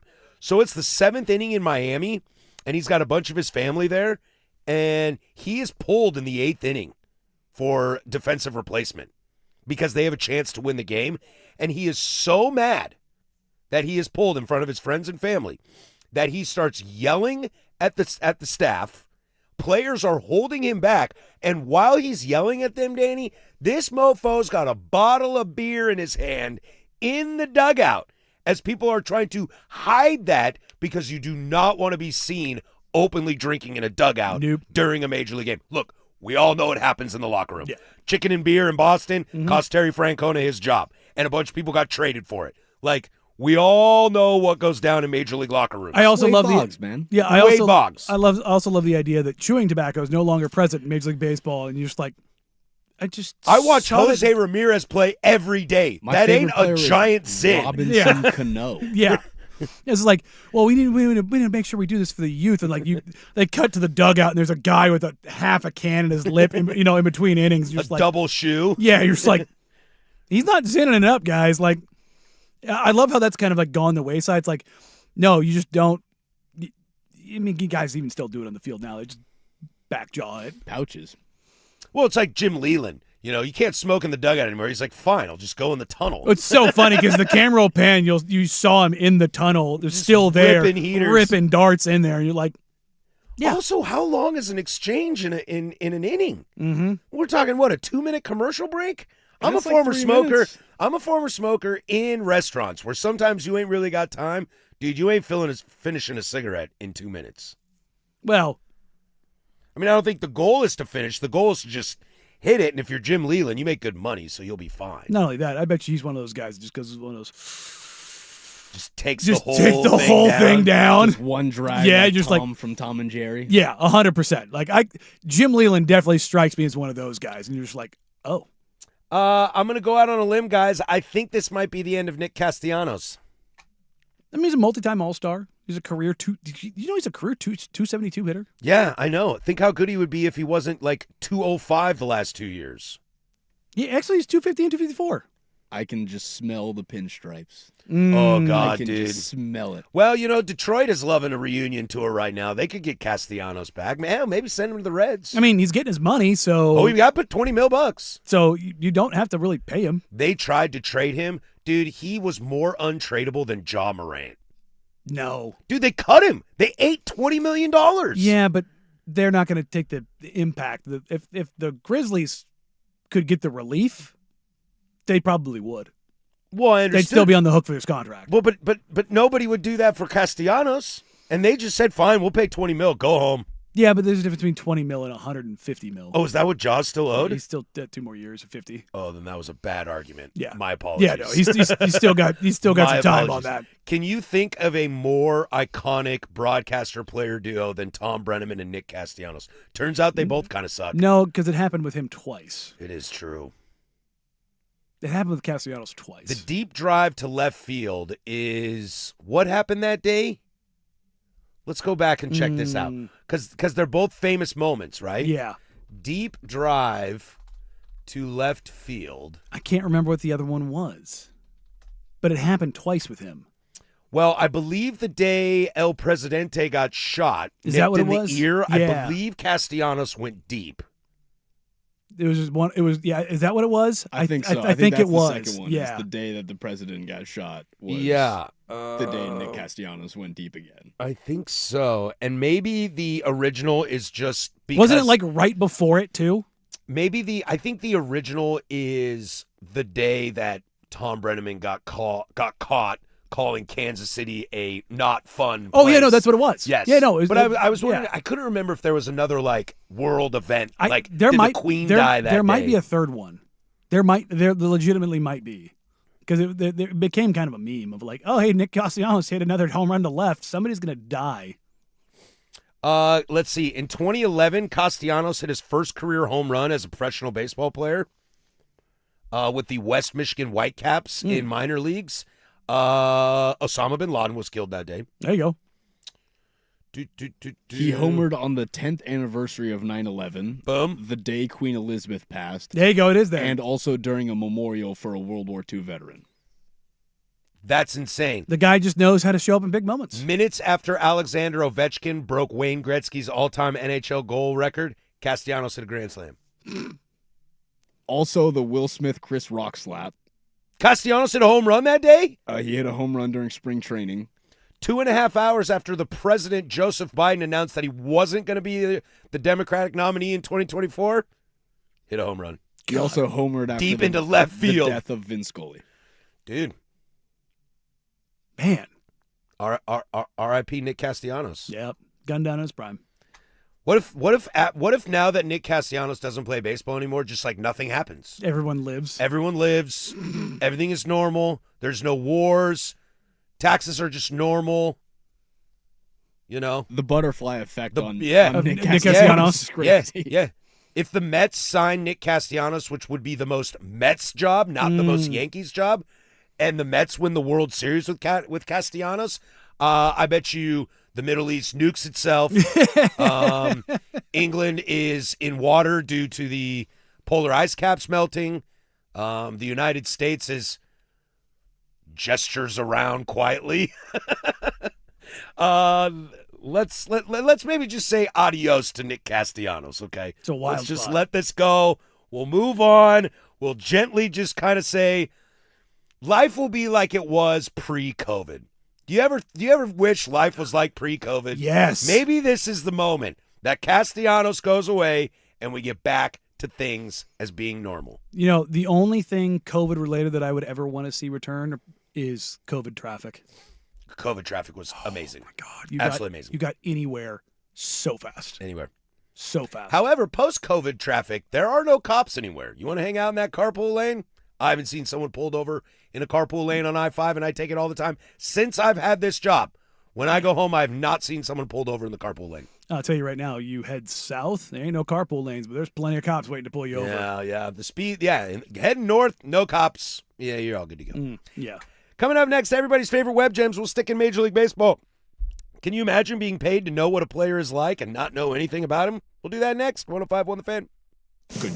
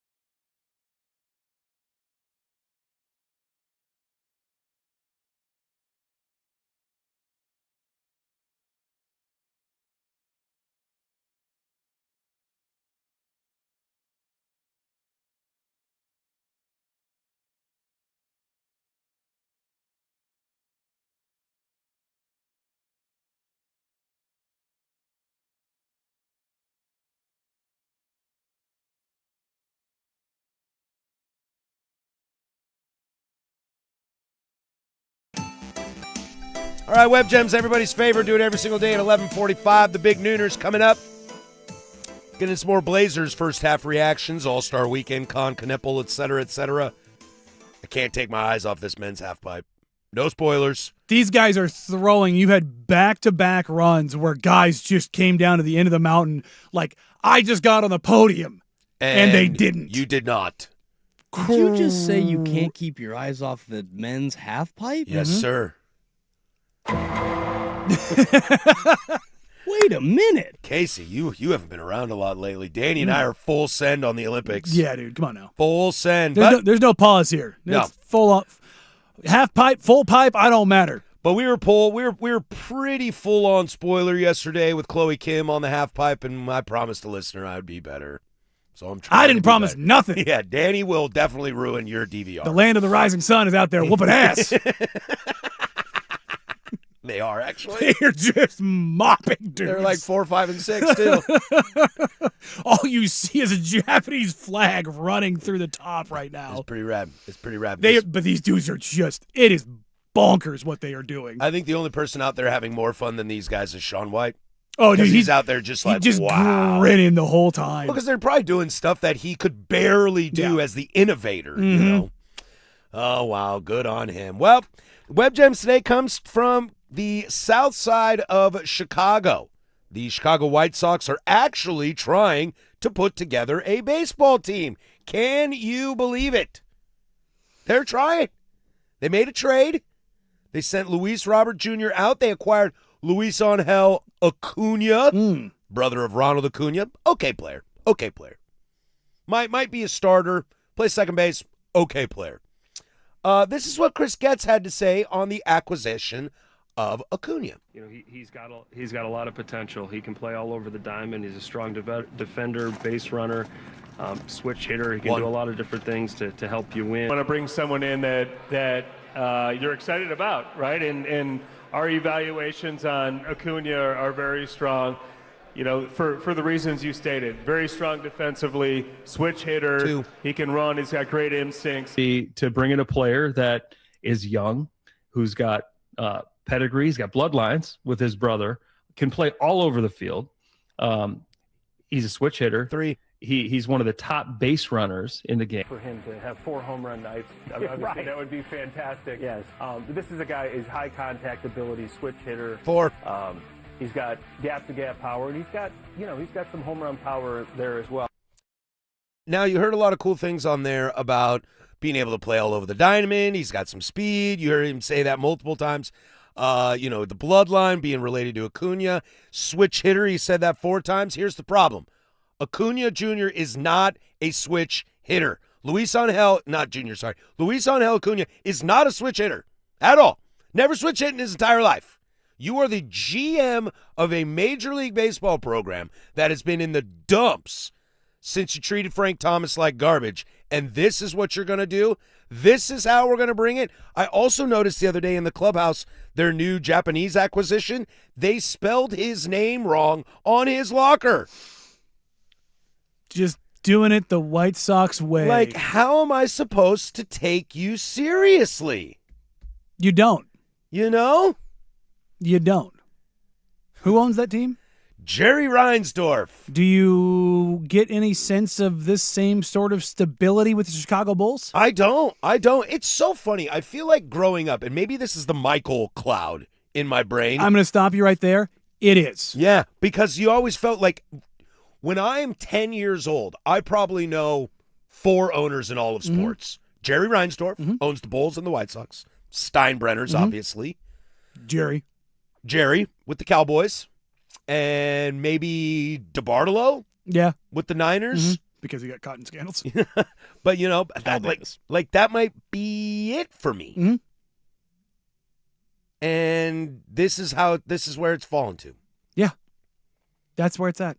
It's really tough. Someone just texted in, ChatGPT ran organization. Probably. But, dude, calling a guy a switch hitter 6 times who's never switch hit in his life is... If you had caveated that with, we think he can switch hit. Yeah, we would love to try it. That he came to us and said he wants to try it. Yeah, that would probably be pretty crazy if you've never done it. But, All right, cool. But never having done it, and you're saying he's a switch hitter that's nuts. We have spoke on this. Where am I going with this? There are movies and books about men named DePotesta, Bean, etc. Mm-hmm. Theo Epstein brought a damn World Series to the Cubs, Mm-hmm. to the Red Sox, did what nobody could do. And then the people that do his same job don't know a player's batting profile? Boy, man, Or how to spell their name. I got a good buddy who's a White Sox fan, and I just feel for him so bad. 2006 really matters. Oh, dude, is that the year they won? Was it 05 or 06? I think it's 05. Is it 05? I think it's 05. 06 is the Red Sox. Oh, you're right. So it's 05. No. 06 is Yes. the Cardinals. Pujols. Now I'm confused. Yeah, me too. So I think 07 is the Red Sox? 2005. 2005 is the White 2005, Sox? they swept the Stros. Do you have the 06 in front of you? I'm pretty sure 2006 Yeah, is... that is Birds. Yeah, because you're right. Red Sox is 07. Cardinals. For whatever reason, those years are jumbled. Yeah, I know. was Adam Wainwright. Yeah, I know why they're jumbled for me because I was in the Middle East. Yeah, so. Waino, Carpenter, Pujols. Yeah. Yachty. Molina. Yeah. I believe David Eckstein is the World Series MVP. You got World Series MVP in front of you? Yeah, because they beat the crap out of the Tigers that year. World Series 2006? Someone tell me. Nah. I'm ready to click the button. David Eckstein was the MVP. Put it on the board. Thank you. Thank you. Thank you. Not too bad. Although I was more of a David Freese Cardinals there you kind of go. year guy. Yeah, I mean, Dude, I was glued to the television when he hit that. he was real good. I was playing a concert in Pullman that night, and I had to leave my house. I was watching the game. I put the game on the radio and walked to the bar that we were playing at, listening to it. Got to the bar, set down my stuff. They were like, "So, dude, you write a set list?" And I was like, "Shut up, shut up, shut up." And just stared at the television for the next hour and watched David Freese hit that home Let me run. do this. That was a good one. Was that the home run or was that the triple? It's the home run. It's 2013. Is it 2011? It's 2013. Come on, Patrick, nail this. No, 13's Red Sox. 13 is Red Sox. Yeah. It's 2011. 11. Dang it. Yeah, thanks for bringing that one up for me. Dang it. What's 2011? Did you guys lose that? No, 11 we won. 13 we lost the Red Sox. Oh. That's John Farrell because Tito was gone by then. Yeah. 11 was the Rangers. The Rangers and old Ron Washington himself. You mean 12. 11 was 12 is Giants. No, 12 is Giants. 12 11 is Giants. Cardinals. Yeah, that's Oh, Rangers went back to back. Yeah. Yeah. Yeah. Yeah. Yeah. Pujols' home run is still traveling. Brad Lidge is still dead, although in the Hall of Fame. Still watching that ball go. Although made the Hall of Fame. That might be the hardest hit home run in World Series history. It's the saddest home run I've ever seen because Brad Lidge throws that ball and you go, uh-oh. Oh, no. And Pujols just kind of cocks back and you're like, this is a bad idea. And it wrecked Brad Lidge for 3 years. Yeah. Now he got one in Philly when he was the closer there, but it wrecked him. He literally forgot how to pitch. Oh, I mean, that is one of the hardest hit balls I have ever seen in my life. It's one of the largest yips I've ever seen, and I watched Knobloch Did not know how to throw a ball. from in between second and first base. Is Ankiel the biggest yip you've ever seen? No, his body kind of failed on him too a little bit. Yeah, I know. I mean, completely forgot how to pitch. Yeah. Mid-game. Would you count Markelle Fultz as a kind of a yip? His was legitimately physical. Thoracic outlets. Ben Simmons? Yeah, that's up there. Got to be up there. That's a mental yip right there. I mean, Ankiel, Knobloch, Simmons, those are probably the Chris top, Davis, top the three. first baseman for Baltimore. Yeah, when he got popped for the Adderall, then it was all of a sudden like he couldn't hit anything. Yep. Yeah, that was a tough one. Turns out he actually needed it. Turns out he actually, well, then just you can get a prescription and run it by the league and they'll approve it. Oops. It's literally, I bet you I could download the form right now. It's tough out here. Big Nooner coming up next, the All-Star Weekend and the Blazers. Let us know your thoughts, 503-864-6326. If you want to grade, observations, things you liked about the Blazers season this year, things you're frustrated about the Blazers season, we'll dive into first half report coming up next in the Big Nooner. That's Danny, I'm Patrick, 105.1 The Fan.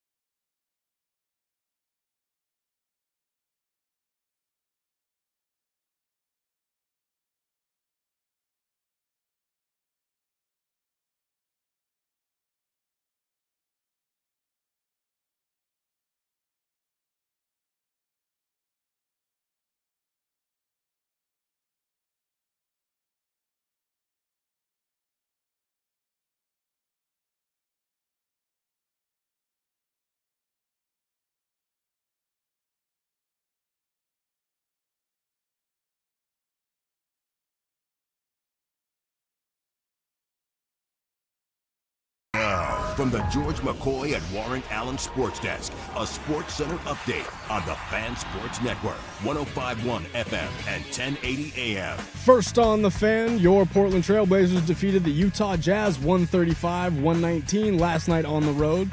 Drew Holiday leading the way for the Blazers. He posted 31 in the contest. They will pick back up with a game back at home on the 20th against the Nuggets after the All-Star break. And speaking of the All-Stars, the NBA All-Star Weekend has officially arrived. An update for your Blazers as Damian Lillard will participate in the three-point competition. Donovan Clingan and Young Hansen will both compete against each other in the Rising Stars game, while Denny Avdija will compete for Team World in Sunday's All-Star game. The events will tip off tonight, beginning with the celebrity game at 4 p.m. Shams Charania reports that Chris Paul is officially retiring after 21 seasons, ending a Hall of Fame career. Paul currently sits second all-time in both assists and steals, behind only John Stockton. The 2026 NCAA baseball season starts today. The Oregon State Beavers will face off against the Michigan Wolverines at Surprise Stadium in Arizona at 1 o'clock, while the Oregon Ducks will host the George Mason Patriots at home just after 3 o'clock. And for more sports scores and stories in 30 minutes, I'm Casey Smith from the George McCoy I'm Casey Smith from the George McCoy at Warren Allen Sports Desk. Hurt and missing work, insurance companies acting like jerks. Don't call your mom, call George McCoy at warrenallen.com. Recruiting with Andrew Nemec, Thursday evenings at 7.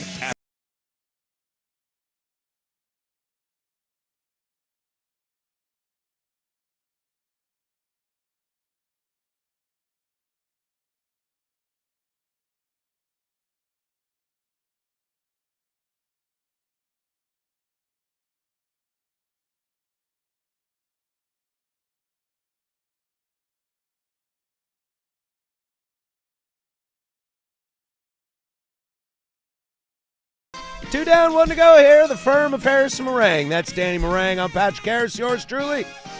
We do this bad boy every single Monday through Friday from 10 a.m. to 1 p.m.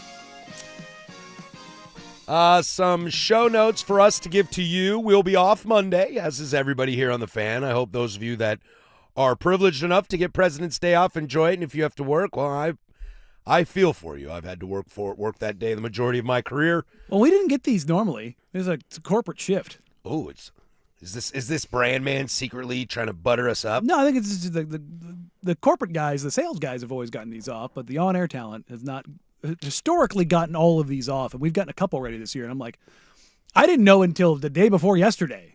Danny, I'm disappointed in you. I just gave you an opportunity to praise your boss, and you were like, no, definitely not his call. No. I love him, but 5, 4, 3, just tap, 2, tap, 1. tap, tap. I love the brand. He's a great guy. I will be gone on Wednesday next week. Danny will do the heavy lifting for me then. I got to head to Media Day for the Timbers.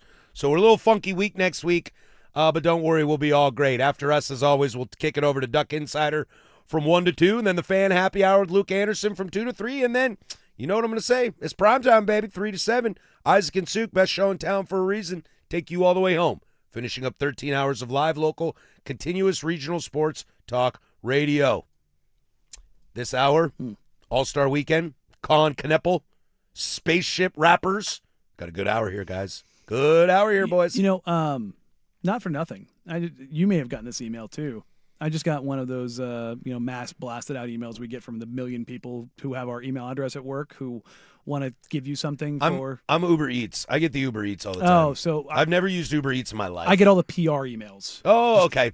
My 90% of my emails is like story for you, or this is the thing. Can we book this guest for you? And it's like no.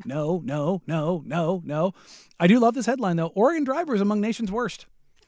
You would love that. You know, I've never met somebody that hates where they live more than you. Well, you know. The only thing you like about the city of Portland, dare I say, the only thing, is the Trailblazers. Weather's nice. Yeah, I think weather is nice. Got some good food options. Definitely great food. But, yeah. Let's get into that. First half of the season is over. The Blazers, they sit relatively around 500. As far as playoffs are concerned, they're currently in the 9 seed, which would get them into the play-in. When you look back at this first half, Danny, what are some of the, you want to go negatives or positives? I think we just kind of go down the list. I mean, I think the chronological. I think the biggest takeaway is that the Portland Trailblazers have their first All-Star since Damian Lillard. I think that is a great way to put it. That is the number one thing that I think we are so for you and I that do this every single day. I know you catch it, but thank you for reminding me that, because we do that. We follow them every single day. We talk about them every single day. That I had forgotten that. I knew Denny was an All-Star. Yeah. But I'd forgotten to put that in perspective. The Blazers do not have a lot of all-stars in their franchise's history. And if Denny continues this production for 4 or 5 years, he is going to rocket up the list of all-time Trailblazers. That's true. Like, people that are still saying that, like, oh, he's a number 3. It's like, no, he's not. He's not. You are categorically dumb if you think that. Number 3 of all time? No. I'm talking like a third option or a second. Like 27, 8, and 7 is you. Good line. You were in the top 15 players this year. Yes. That's where you are. Mm-hmm. That is We've gone through the list. Guys that have done this, they're all in or going into the Hall of Fame. Mm-hmm. The level of production with that level of efficiency, it holds up. Like, don't stop arguing about it. Stop, just accept it. It's okay. In the pantheon, in your world of the positives of Denny being an all-star for the first time since Damian Lillard, I will double down on what I said in the first hour, and Donovan Clingan is going to be a real player on this team. Yes. He is a bona fide NBA big man and should play very well for this team for many years to come. And I'm sold on him. This is the team that had 34.5 win total. They were at, what, 27, 28? 27 and 29. They're 7.5 games away from their win total, and they have 26 remaining. Should do it. I think that's the overall biggest thing, is this team has improved. Are there a lot of questions? Yes. Does Shaedon make me go awesome and then drive me crazy? Yeah.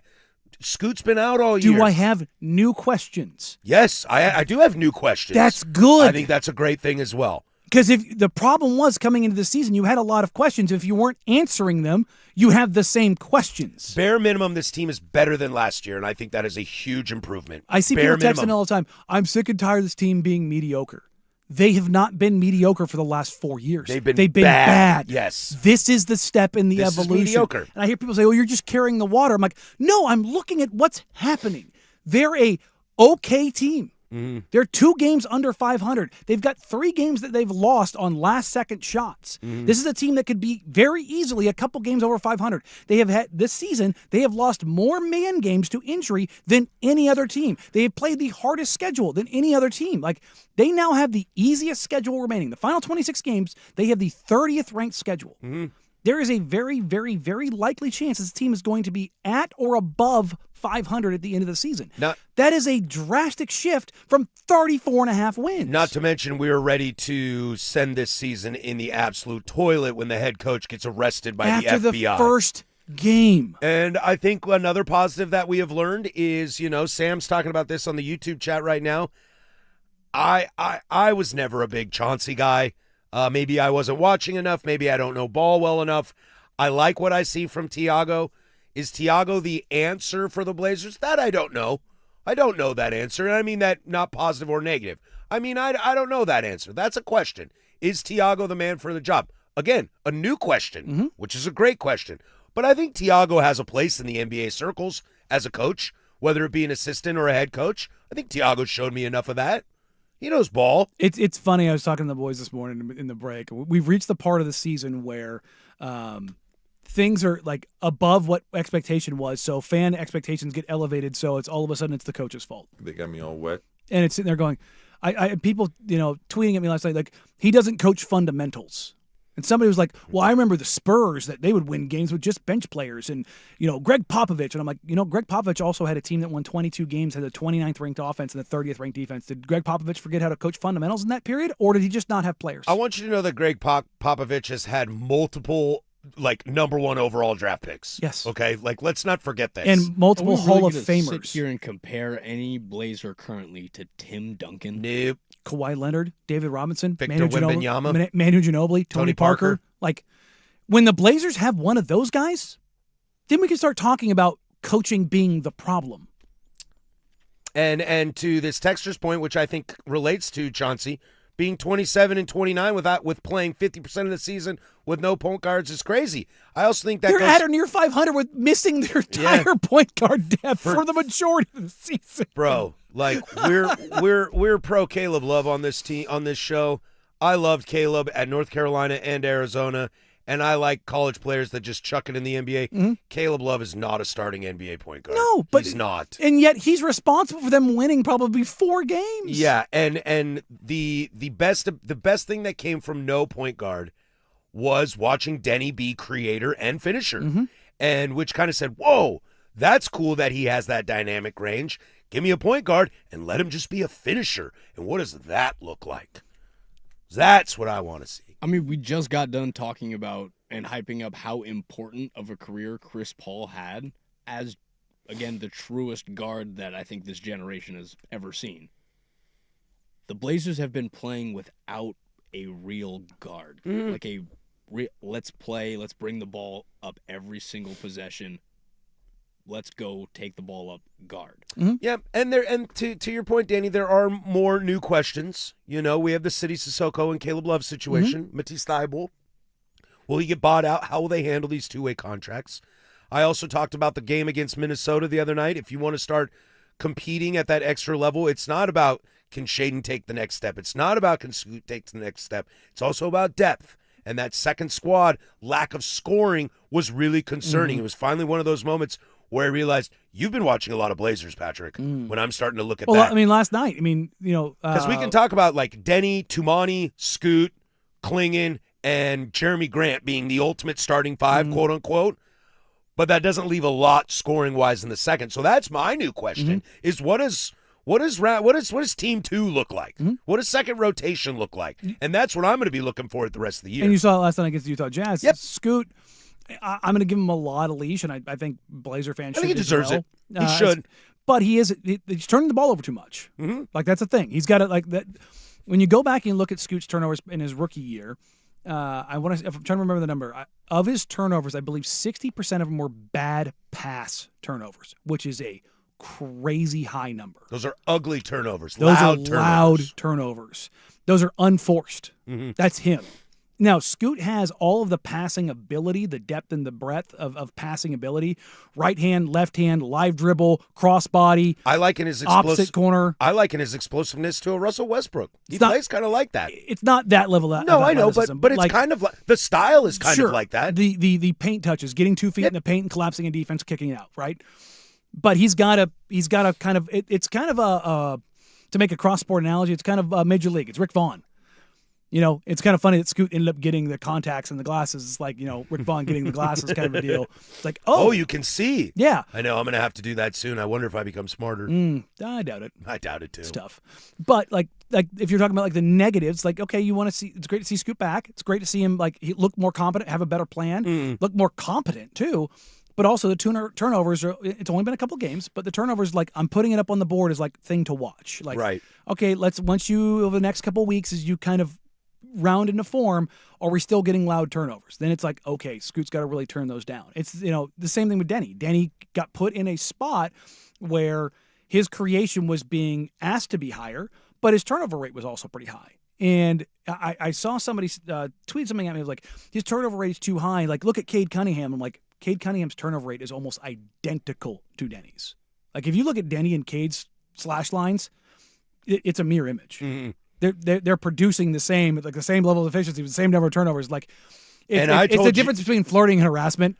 And when we go to A for Fan Madness, I'm going to put a futures bet on Cade Cunningham winning an MVP next year. Yeah, just for funsies. Okay, because he has been the ball of the bell of the ball. Yeah. Well, here's. But you're telling me that he's committing the same amount of turnovers as somebody who everybody's like, well, kid, I don't know if he's got it. Narrative matters. But that makes me worry about my futures pick. I'll put my futures on Wemby. I know you will. That's where I put that. But I got good value on Cade. No, you would. But I think for the most part, you're looking at positives. One of the major things that I took out of the trade deadline, and I think this is kind of falls in the question, not necessarily answered, but I feel more certain about it. Ownership is coming in, and it's going to happen here in about 6 weeks. Joe Cronin and his front office did not make a transaction And I was wondering just how much Dundon's thumb is going to push on this, because you look at it and you go, if he's going to come in, he's going to want something to happen like when he's getting there. Mm-hmm. He's going to want something to happen at the deadline.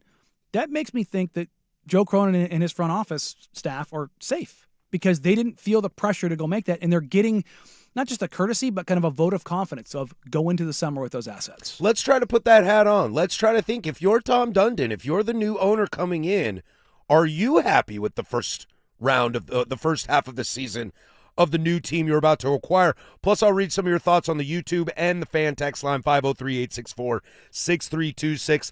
Little Blazers mid-season stop here. How we feeling? That's next. 105.1 The Fan.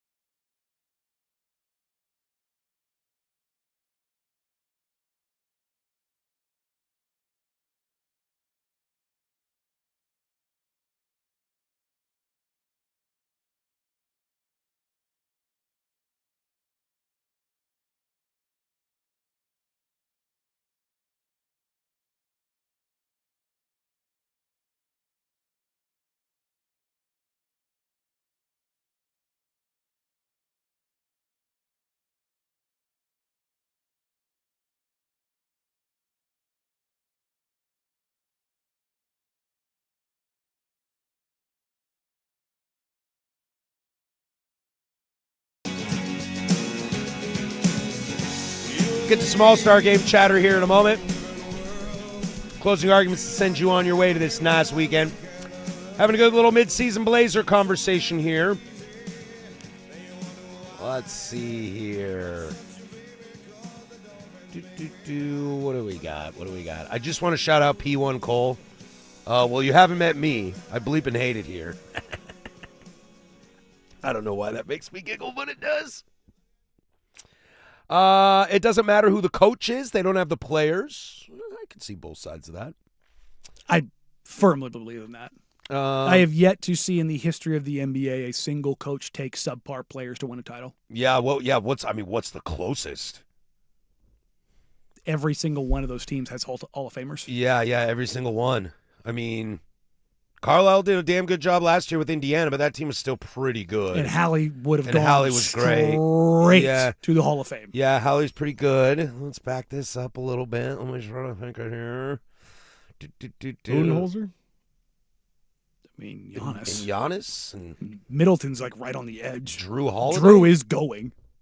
So you have 2 Hall of Famers. And to be honest, Lopez might go too. Now there are definitely coaches that will elevate you Sure. big time. I think Mazzulla in Boston is doing a hell of a job. He is, but he's also it's Tatum, Brown, Horford, Agreed. Derek White. Agreed. Yeah. Spo. It's Spo is elevated, but Spo has also had LeBron, Dwayne Wade, Chris Bosh, Jimmy Buckets. Yeah. Those are all Hall of Fame players. It doesn't happen. Yeah. Don't get me wrong. I believe coaching impacts the most in the playoffs, but you're talking about at most like the 5%. You're talking about the finest of margins. The worst team in terms of superstar to win a title, you have said this. I hope I'm quoting you right on this. The Detroit Pistons. Yeah, as far as like the highest end player, but they had 5 All-Stars. And I was going to say, and all 5 of those guys are some of the coolest 5 I've ever seen play. Kawhi Leonard was the best basketball player on the planet for 3 months. Kyle Lowry had a really great series as well in that. Van Fleet off the bench. Yeah, the Kyle Lowry actually having a good playoff. And you had young Pascal and OG. I was just about to say Pascal and OG. Yeah, I think you're right. So some of that is that. Now, getting into this new ownership coming across, let's see. This texter, the new ownership is just being nice for now. He doesn't want to send bad vibes if he actually had any input this year. I think that's one part that makes it really tough is how much input is there. Just because we can't see it, I would assume he's got input. There isn't a transaction being done or talked about without Tom Dunn being on a phone call or in the room. You cannot sabotage your outgoing investment due to either intent or malpractice. No. So I would think there's the Mavericks waited until Dumont and Adelsons took full hold of the Mavericks before they crapped all over it. Yeah, I'm curious what I want to expand on that conversation a little more. You kind of said this going into break that you feel that by the Blazers standing pat at the deadline, sans the Vít Krejci addition, which I think is a really cool addition in terms of what it costs and what he costs. You pay him like nothing. I mean, that's part of your second unit. Yeah, but that I think you need to build. When you're talking about like, this is the question. The talking to the to both Joe Cronin and Dwayne Hankins. Like, I've known them both for a long time. I've got good relationships with those guys, and I sit there and I wonder, how much I don't want to say trouble. Like, how this is an awkward conversation to have with them. Is are you comfortable? Do you feel like you're safe in your job? Because knowing me. In my personality, how I can get in my head and my feels, if I'm Joe Cronin, I don't sleep at night. You don't. That's what I'm saying. Like me personally, no. And I think that's a very, very fair thing to think and wonder. And that's just me, and that's not even criticizing or praising what Joe has or hasn't done. That would just scare the bejesus out of me. Look, being the GM of an NBA team, you make a lot of money. And you have a lot of responsibility. And there are some guys that get other jobs even if they're fired. But it's not guaranteed. No. There's 30 of them things. What's Neil O'Shea up to? Working as a contract employee, I believe, for the 76ers. But he's not a GM. No. What's Nico going to do? Nothing. He's going to disappear. Exactly. He's never going to work in the league again. Now, those are egregious examples, one locally and one is the dumbest trade I've ever seen in sports. But, like, you can get axed and not come back around. Joe Dumars is running things in New Orleans. Yes, and everybody's wondering why. He built that thing in Detroit, and everyone's like, why'd you take this on? Well, I mean, he built that thing in Detroit, and then he tore it down. Right. It's like, ooh. And then he gave away what could end up being the number 1 overall draft pick in this past draft. But as it pertains to Cronin in the front office, I was told by various sources, some of the business that the Blazers were looking at conducting going into the trade deadline, and the transactions they were linked to or discussing were not the kind of transactions somebody's going to make if they're getting fired. Yeah, I agree. They were long-tail transactions of, this team looking at taking another step. I have worked at jobs before where I have put in notice and said, like on good accord. Like I put in notice, I'm done in 30 days. I'm happy to help you with transition, train anybody, teach anybody, help you out however I need. More often than not, they're like, we're good. Don't worry about it. Mm-hmm. We'll figure it out. You don't have to go home. Like you'll collect those paychecks for 30 days, but we'll run things for you. Yeah. Because they just don't want you to get lazy or make a mistake or miss something, not pay attention, be checked out, senioritis, fill in the blank, whatever you want. And so I kind of hear what you're saying there, Danny, that if Dundon didn't want them to do anything, they wouldn't be on the phone about those Bucks picks. They wouldn't be on the phone about Vít Krejci. I'm pretty sure Tom Dundon's like, you know what, Cronin? You're going to be a dead man walking, but before you do, I need you to go get Vít Krejci. I don't think that's happening. No, and the other part about I am leaning more towards Joe coming back next year than I was at the beginning of the year. I was really worried. Well, I throw my hands up because it's new owner syndrome. Right, and you just don't know. You like, now, does he get fired halfway through next year if they're at a worse record than this? Well, that maybe. If you're Tom Dundon and you're evaluating Joe Cronin and his front office coming into this cycle as you take ownership, you're looking at probably the last 4 years worth of transactions, right? Right. So everybody got mad about them dumping Norm Powell to the Clippers with Robert Covington. Oh, God, not me. You know why they did it? Because they gave Neil Olshey gave Norm Powell a 5-year deal. Yeah, and their boatload of money. And their books were a disaster. It was a salary dump. Go back. I had the tweet the second they did it. This is a salary dump. They're getting the books clear because Neil Olshey's books were a disaster. Mm-hmm. And guess what they did after that? They traded C.J. McCollum. They started the teardown because when you take over a franchise, you don't want to have everybody else's business in your books. Who did Olshey overpay? He overpaid E.T., he overpaid Alan Crabb, he overpaid C.J. McCollum. And C.J. Harkless. One could argue Anthony Simons, or is that Joe? No, that's Olshey. Yeah. I know you love Simons, but a lot of us are really frustrated with that deal. The deal was fine. Whiteside also? Yes. And that was, again... And then obviously the draft pick that's still owed from the previous transaction to the Bulls, like the things that are still lingering over the franchise from a half decade ago, right? So, but you look at Joe's transactions and his front office, okay? Damian Lillard trade, which people are like, you got to send him to Miami. That's what he wants. Da-da-da. They now have picks that are arguably the most valuable picks in the league right now, right? And what do you think fans would be thinking right now if Tyler Hero was on this team? Oh, God. But paint my brains all over the wall. Without a doubt. The revolver or the shotgun, as you love to say. Which one? They both accomplish the same goal. Look, Hero's a great player. But if Dame doesn't blow his Achilles and he's still on Milwaukee and they're competing, hell, if they've won a title and we have Tyler Hero chucking up balls every night, oh, brother, I don't feel good. And if I'm Joe, I really don't feel good. No, so you've got that transaction. You get Drew, who ends up turning into Rob Williams and Malcolm Brogdon. Well, you end up flipping Brogdon, who's now retired because his body has fallen apart. And people screamed and yelled about giving up Bub Carrington in that draft and the second best of 3 potential picks you could have in 2028 to the Washington Wizards for a guy right now who is an all-star and probably going to be all-NBA in Denny Avdia. Something we probably don't have enough time to get into, but I do see it on the text lines, and maybe we'll talk about it next week about,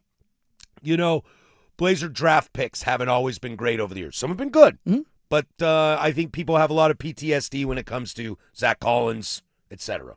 Again, talking about transactions, if you want to say Amen Thompson over Scoot now, totally fine. But nobody was taking Amen over Scoot in that draft. No, they weren't. The conversation was if Charlotte takes Brandon Miller, you're taking Scoot. Blazers are taking Scoot. If it's the opposite, Blazers are taking Brandon Miller. Yeah, and that's the reality of that situation. Now, if you look at Shaedon's draft, I don't kill the Chargers because they took Ryan Leaf, because the Colts were thinking about taking Ryan Leaf instead of Peyton Manning, and the Chargers sat there and said, "Fine, whoever you don't take, we're going to take the other guy." Yeah, and it's like one worked out, one didn't. And Donovan was the guy they targeted. Now people are already saying, Young Hansen, he's trash. It's like, guys, everybody in an organization said the first year was going to be a transition year. If we get 3 years down the road and this is an issue, fine. Yeah, that'll clean house. You can't sit here and like You can't sit here and scream about that in this season. You really can't even do it for 3 years. But then you also throw in the Damian Lillard transaction. You get Tumani Kamara. Like, just look at the transactions. That is a fan favorite type of player if I ever He's seen an one. all defense player. Like, look at the level of transactions they have been involved with, and look at what they've gotten out of it. Where is the spot where you can go, they really botched it? People's like, well, you should have had this guy. And it's like, I would love to have Amen Thompson on this team. Me too. But that wasn't where people were looking. Mm-mm. That's why they went with Scoot. Mm-hmm. And you knew Dame was going to go, so you needed a point guard. Yeah. Oh, and I really wish this team had Giannis. Nobody knew Giannis was Giannis in that draft. No. That's why he went 13th. Otherwise he doesn't go that far. To wrap this thing up as we get into All-Star Weekend, are the Blazers halfway through this season better than they were last year? Yes. Agreed. That's got to be okay for now. Very clearly. Yep. We'll come back around at the end of the season and see what that looks like. But so far, I would argue so good. It's not there yet, but this league sometimes is baby steps. We'll talk a little All-Star Weekend. Closing arguments to send you on your way. There's Lowercase for sports. Now, from the George McCoy and Warren Allen Sports Desk, a Sports Center update on the Fan Sports Network, 105.1 FM and 1080 AM. First on the Fan, your Portland Trailblazers defeated the Utah Jazz 135-119 last night on the road. Drew Holiday leading the way for the Blazers. He posted 31 in the contest. They will pick back up with a game back at home on the 20th against the Nuggets after the All-Star break. And speaking of All-Stars, the NBA All-Star Weekend has officially arrived. An update for your Blazers is Damian Lillard will participate in the three-point competition. Donovan Clingan and Young Hansen will both compete against each other in the Rising Stars game, while Denny Avdia will compete for Team World in Sunday's All-Star game. The events will tip off tonight, beginning with the Celebrity Game at 4 p.m. Shams Charania reports that Chris Paul is officially retiring after 21 seasons, ending a Hall of Fame career. Paul currently sits second all-time in both assists and steals, behind only John Stockton. And the 2026 NCAA baseball season officially starts today. The Oregon State Beavers facing off against the Michigan Wolverines at Surprise Stadium in Arizona. That will commence at 1 o'clock, while the Oregon Ducks will host the George Mason Patriots at home just after 3 o'clock. For more sports scores and stories in 30 minutes, I'm Casey Smith from the George McCoy at Warren Allen Sports Desk. Hurt and missing work? Insurance companies acting like jerks? Don't call your mom. Call George McCoy at warrenallen.com. Your home for Seahawks football. The Fans.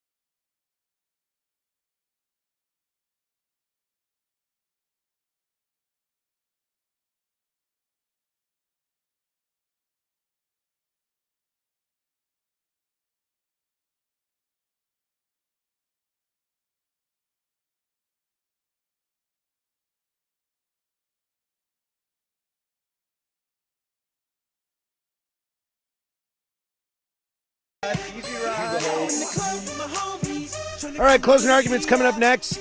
Spaceship Rappers. We'll get to that. Send you on your way. Have a great weekend. Oh, no, I got to finish my list. Oh, I got to do it in the next break. Let's see here. Olympics for the weekend real quick. Look at me stalling because I don't want to talk the All-Star game. United States takes on Denmark in men's hockey tomorrow at noon. It's FA Cup action this weekend for football, so I can probably take a break and watch Olympics. Stuff going on while I am awake. Men's 1,500 meters short track speed skating final. The women's individual skeleton tomorrow.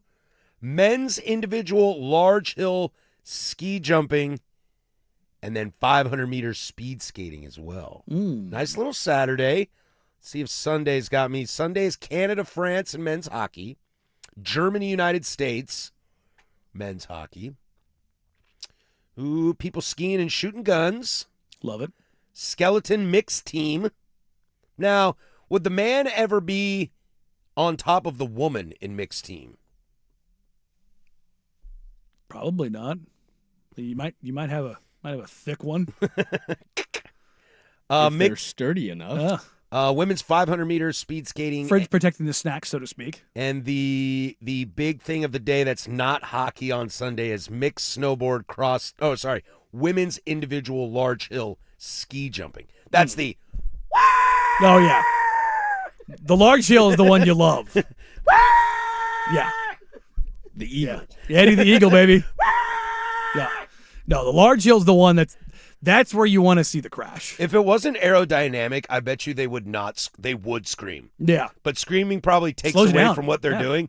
Otherwise, I would be screaming the entire time. I mean, the first time you do it as a kid, like it has to be it's one of those things. I know we ask this all the time in the Olympics. I don't know how you get into it. Mm-hmm. I don't know how you get into it. I mean, you're up on the mountain with a family. You're like, I want to do that. Better chance of me trying that for the first time or watching every single event at the All-Star Weekend, Danny? Ski jumping. Yeah, I think so too. I mean, I'm curious. I want to see Team USA versus the world. Hey, and not only that, Rising Stars, you got Young Han-Sen against Donovan Clingan. The Yong Bong and I'm telling DC. you, Blazers fans, that you want to tune into. Oh, DC is going to push him around. Oh, no. No? You think the Yong Bong comes to play? I want to be careful with this. Those two. Donovan's listening right now. He's going to know you're talking trash. No. It's not talking trash. I have heard from multiple players. Those two in practice, especially in training camp, it's not that they don't like each other. They're both red asses. And they get after each other in those scrimmages and those practices. I love it. And when I first heard about those two playing against each other, Young does not back down. He does not back down, and neither does DC. Well, that's a fun little. And matchup. I'm like, I want to hear because in the Oregonian that they had one of the articles about them going up against each other. I think it was Freeman. Donovan was like said it loud across the locker room because Donovan's locker's right next to Hansen's, and he said it loud enough. Yeah, no, I'm really looking forward to going at it with old Younger. With the Yong Bong. Said it, and Hansen gave him a little head nod, a little smirk, a little respect. Those two guys, man, they don't back. I will say this: and when they brought Young Hansen in for his workout in the draft process, he was giving guys that work. Like that was like they wanted to see how he did against other prospects, other big boys, and he was going at dudes. Like he's got a competitive juice to him. I will most likely not watch the dunk competition. I don't know anybody in it. Zero interest in it. Old Damian Lillard. Have you talked to Dame lately about the 3-point contest? He's Yeah. ready to roll? Yeah. No, I would say he's very confident. He should be. He's Damian very, Lillard. very confident. He did give a nod to Con though. Did he? He's a man's a shooter. Let's see here. NBA All-Star 3-point contest participants. This year we've got. Oh, I remember. It's really good. We talked about it the other day. List. This will be really. I will watch this. Damian Lillard, former winner Devin Booker, also Tyrese Maxey, Yeah, Maxey the Spider, when it's hot, man. the Spider Donovan Mitchell, Jamal Murray, Bobby Portis Jr., and as we mentioned earlier, former Blazer Norman Powell. And Con Knippel. But all eyes for me will be on Con Knippel.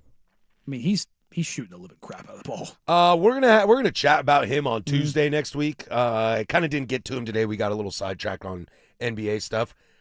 There are some numbers being floated out there in terms of where his rookie season so far ranks in all-time rookie seasons. And spoiler alert, is pretty high. Yeah. It's pretty high. I'm very, very excited to watch him. Is he in Rising Stars too? Yeah. I imagine. No. No? No, yeah. Oh, yeah. Yeah, Coop was, but he's not because of the injury. Yeah, which is too bad. If there's anybody that should be able to skip Rising Stars and just go to the All-Star game, look, if you are in college and you are training with the Olympic team and they say this boy can play, no Rising Stars for you. Yeah, when you're out there for a quarter and you're the best player on the floor against an Olympic team that went and won gold. And Kevin Durant says to a microphone, I'm not kidding, that guy's the real deal. That's a real thing. Probably listen to him. Should probably listen. When we come back, closing arguments to send you on your way. Hip-hop, rappers, MCs, and spaceships. 105.1 The Fan. It's time for Easy Play, brought to you by Home Z, making home improvement easy.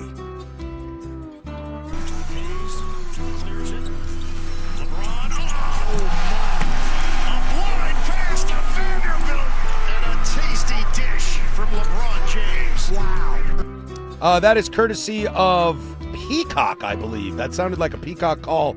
Right. Oh, Prime Video. Thank you, Case. That's Prime Video on the call. LeBron James becomes the oldest player in the NBA with a triple-double. Kudos to you, my friend. As he said in the post-game comments, I'm just a big kid trying to have fun, play basketball.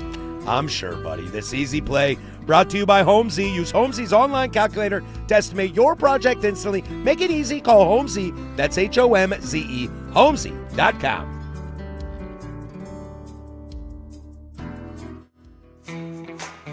Prime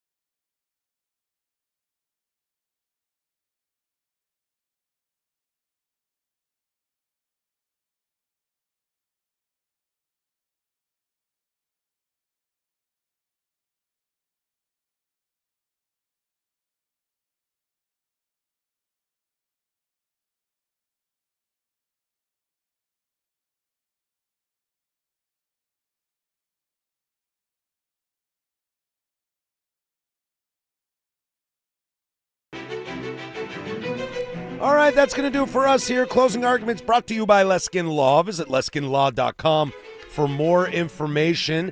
Coming up on the program next week, obviously, like we said, we're all out of here on Monday, so please have a safe Monday whether you're working or not. Everybody will be back on Tuesday. Some stuff to get to. We'll talk a little Con Knipple. We didn't get that as well. Maybe we will have some fun, and one of us has to defend Adam Silver and the other doesn't. There's some Super Bowl left over, kind of some chatter about QBs and their tiers. Let's see. We've got college football teams and their expenses. Yeah, we got a lot to get to. We'll talk. We'll look forward to the second half of the Blazers season as well, as we kind of wrapped up the first half of this year previously. We talked, what was it, Tuesday? Tuesday, is that when you were in case? Yep, Tuesday. We talked Tuesday about your spaceship and your 20 MCs that get to ride along with you. Nate Dogg is your AI co-pilot.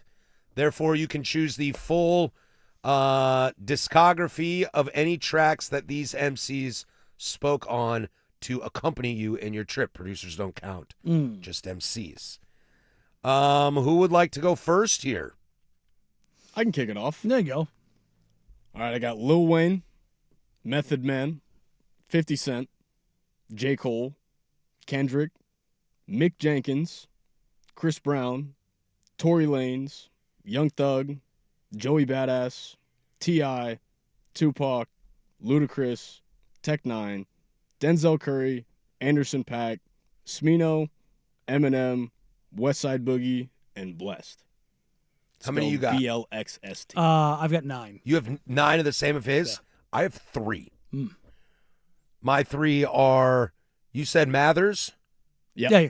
You said Anderson .Paak? I did. And you said Shakur? I did. Okay, those are my 3. Okay. Finish that off. I will keep go. I start at the top. These are the 3 the most important to me, and that's why they are up there. Actually, my top 5 is funny enough, probably in this order. I have Andre 3000. He is my favorite rapper of all time. It's not even close. That's my guy. I live in the RZA world, so I have RZA. Wu-Tang is for the children. Chuck D. I did put Dre on my list as a rapper. I did take Dre. I think some of his flows, while technically not the best rapper I've ever heard, some of his flows sit so iconic to me, I can't say no. I have Del the Funky Homo Sapien, because Deltron is one of my favorite things of all time. Actually saw that album from start to finish at Revolution Hall not too long ago. That was a great show. So Del's there. I have Lauryn Hill, Marshall Mathers, Mos Def, Tupac Shakur, Shock G, Killer Mike, Redman, Charlie Tuna, E40, Too Short. I have Pharrell Williams on my list as an MC. As an MC. A little bit like Dre in the sense, I love your voice so much. It's so smooth that I would like you to ride with me. I will have another entry from the Wu-Tang Clan. That would be the ODB. Wu-Tang is for the children. Afro Man, Jam Master Jay, Childish Gambino, Kid Cudi, and Anderson .Paak. Not too bad. I think mine is a lot more... I'm very surprised at the Pharrell as an MC. I think mine is a lot more radio-friendly than some, and there's clearly an era for me. Yeah, I'm surprised that both of you are missing a top 10 guy of all time. Well, neither of us have Nas. I was surprised that you didn't go Nas. Neither of us have Sean Carter. I'm a 50 fan. Okay. Neither of us have Sean Carter. Those are not the ones that are most surprising to me. Or Christopher Wallace. None of those are the most surprising to me. And this maybe says something about me. Number 1 on my list is Pac. Sure. From L.A.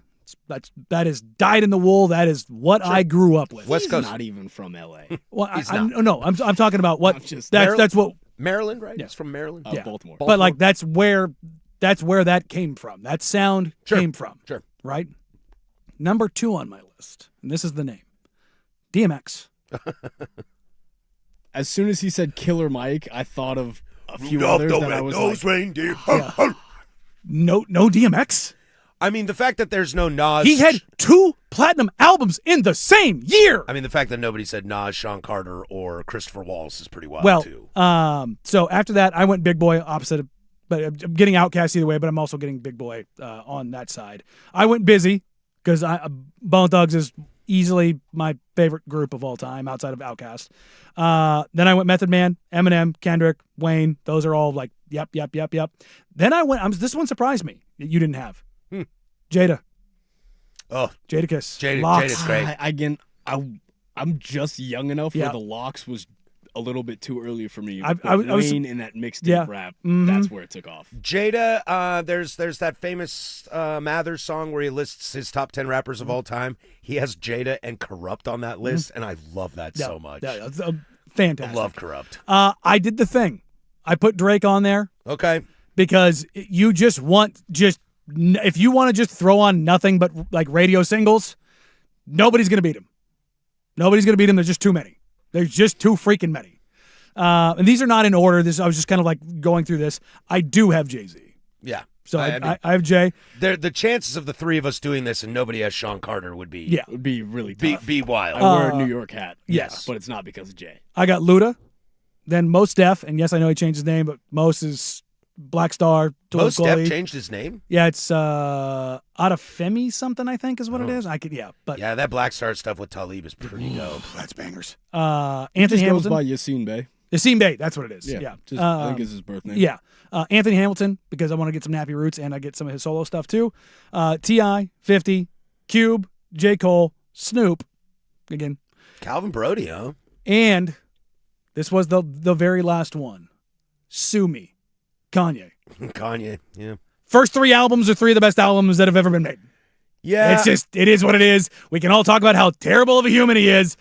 I'm not going to disagree.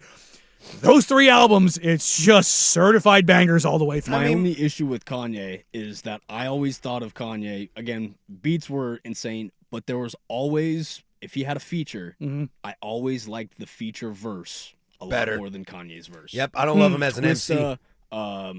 Talib Kweli, again, you name But here, I get his features, right? You do. You do. Just saying. Kanye might have the best feature catalog that exists. The most controversial on my list is definitely the Pharrell, but that's more for style. Dre I would put in there as well.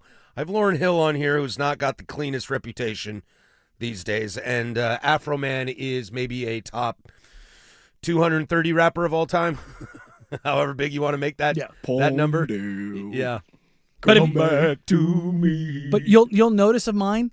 I gotta have some fun, dude. There's not a lot of New York.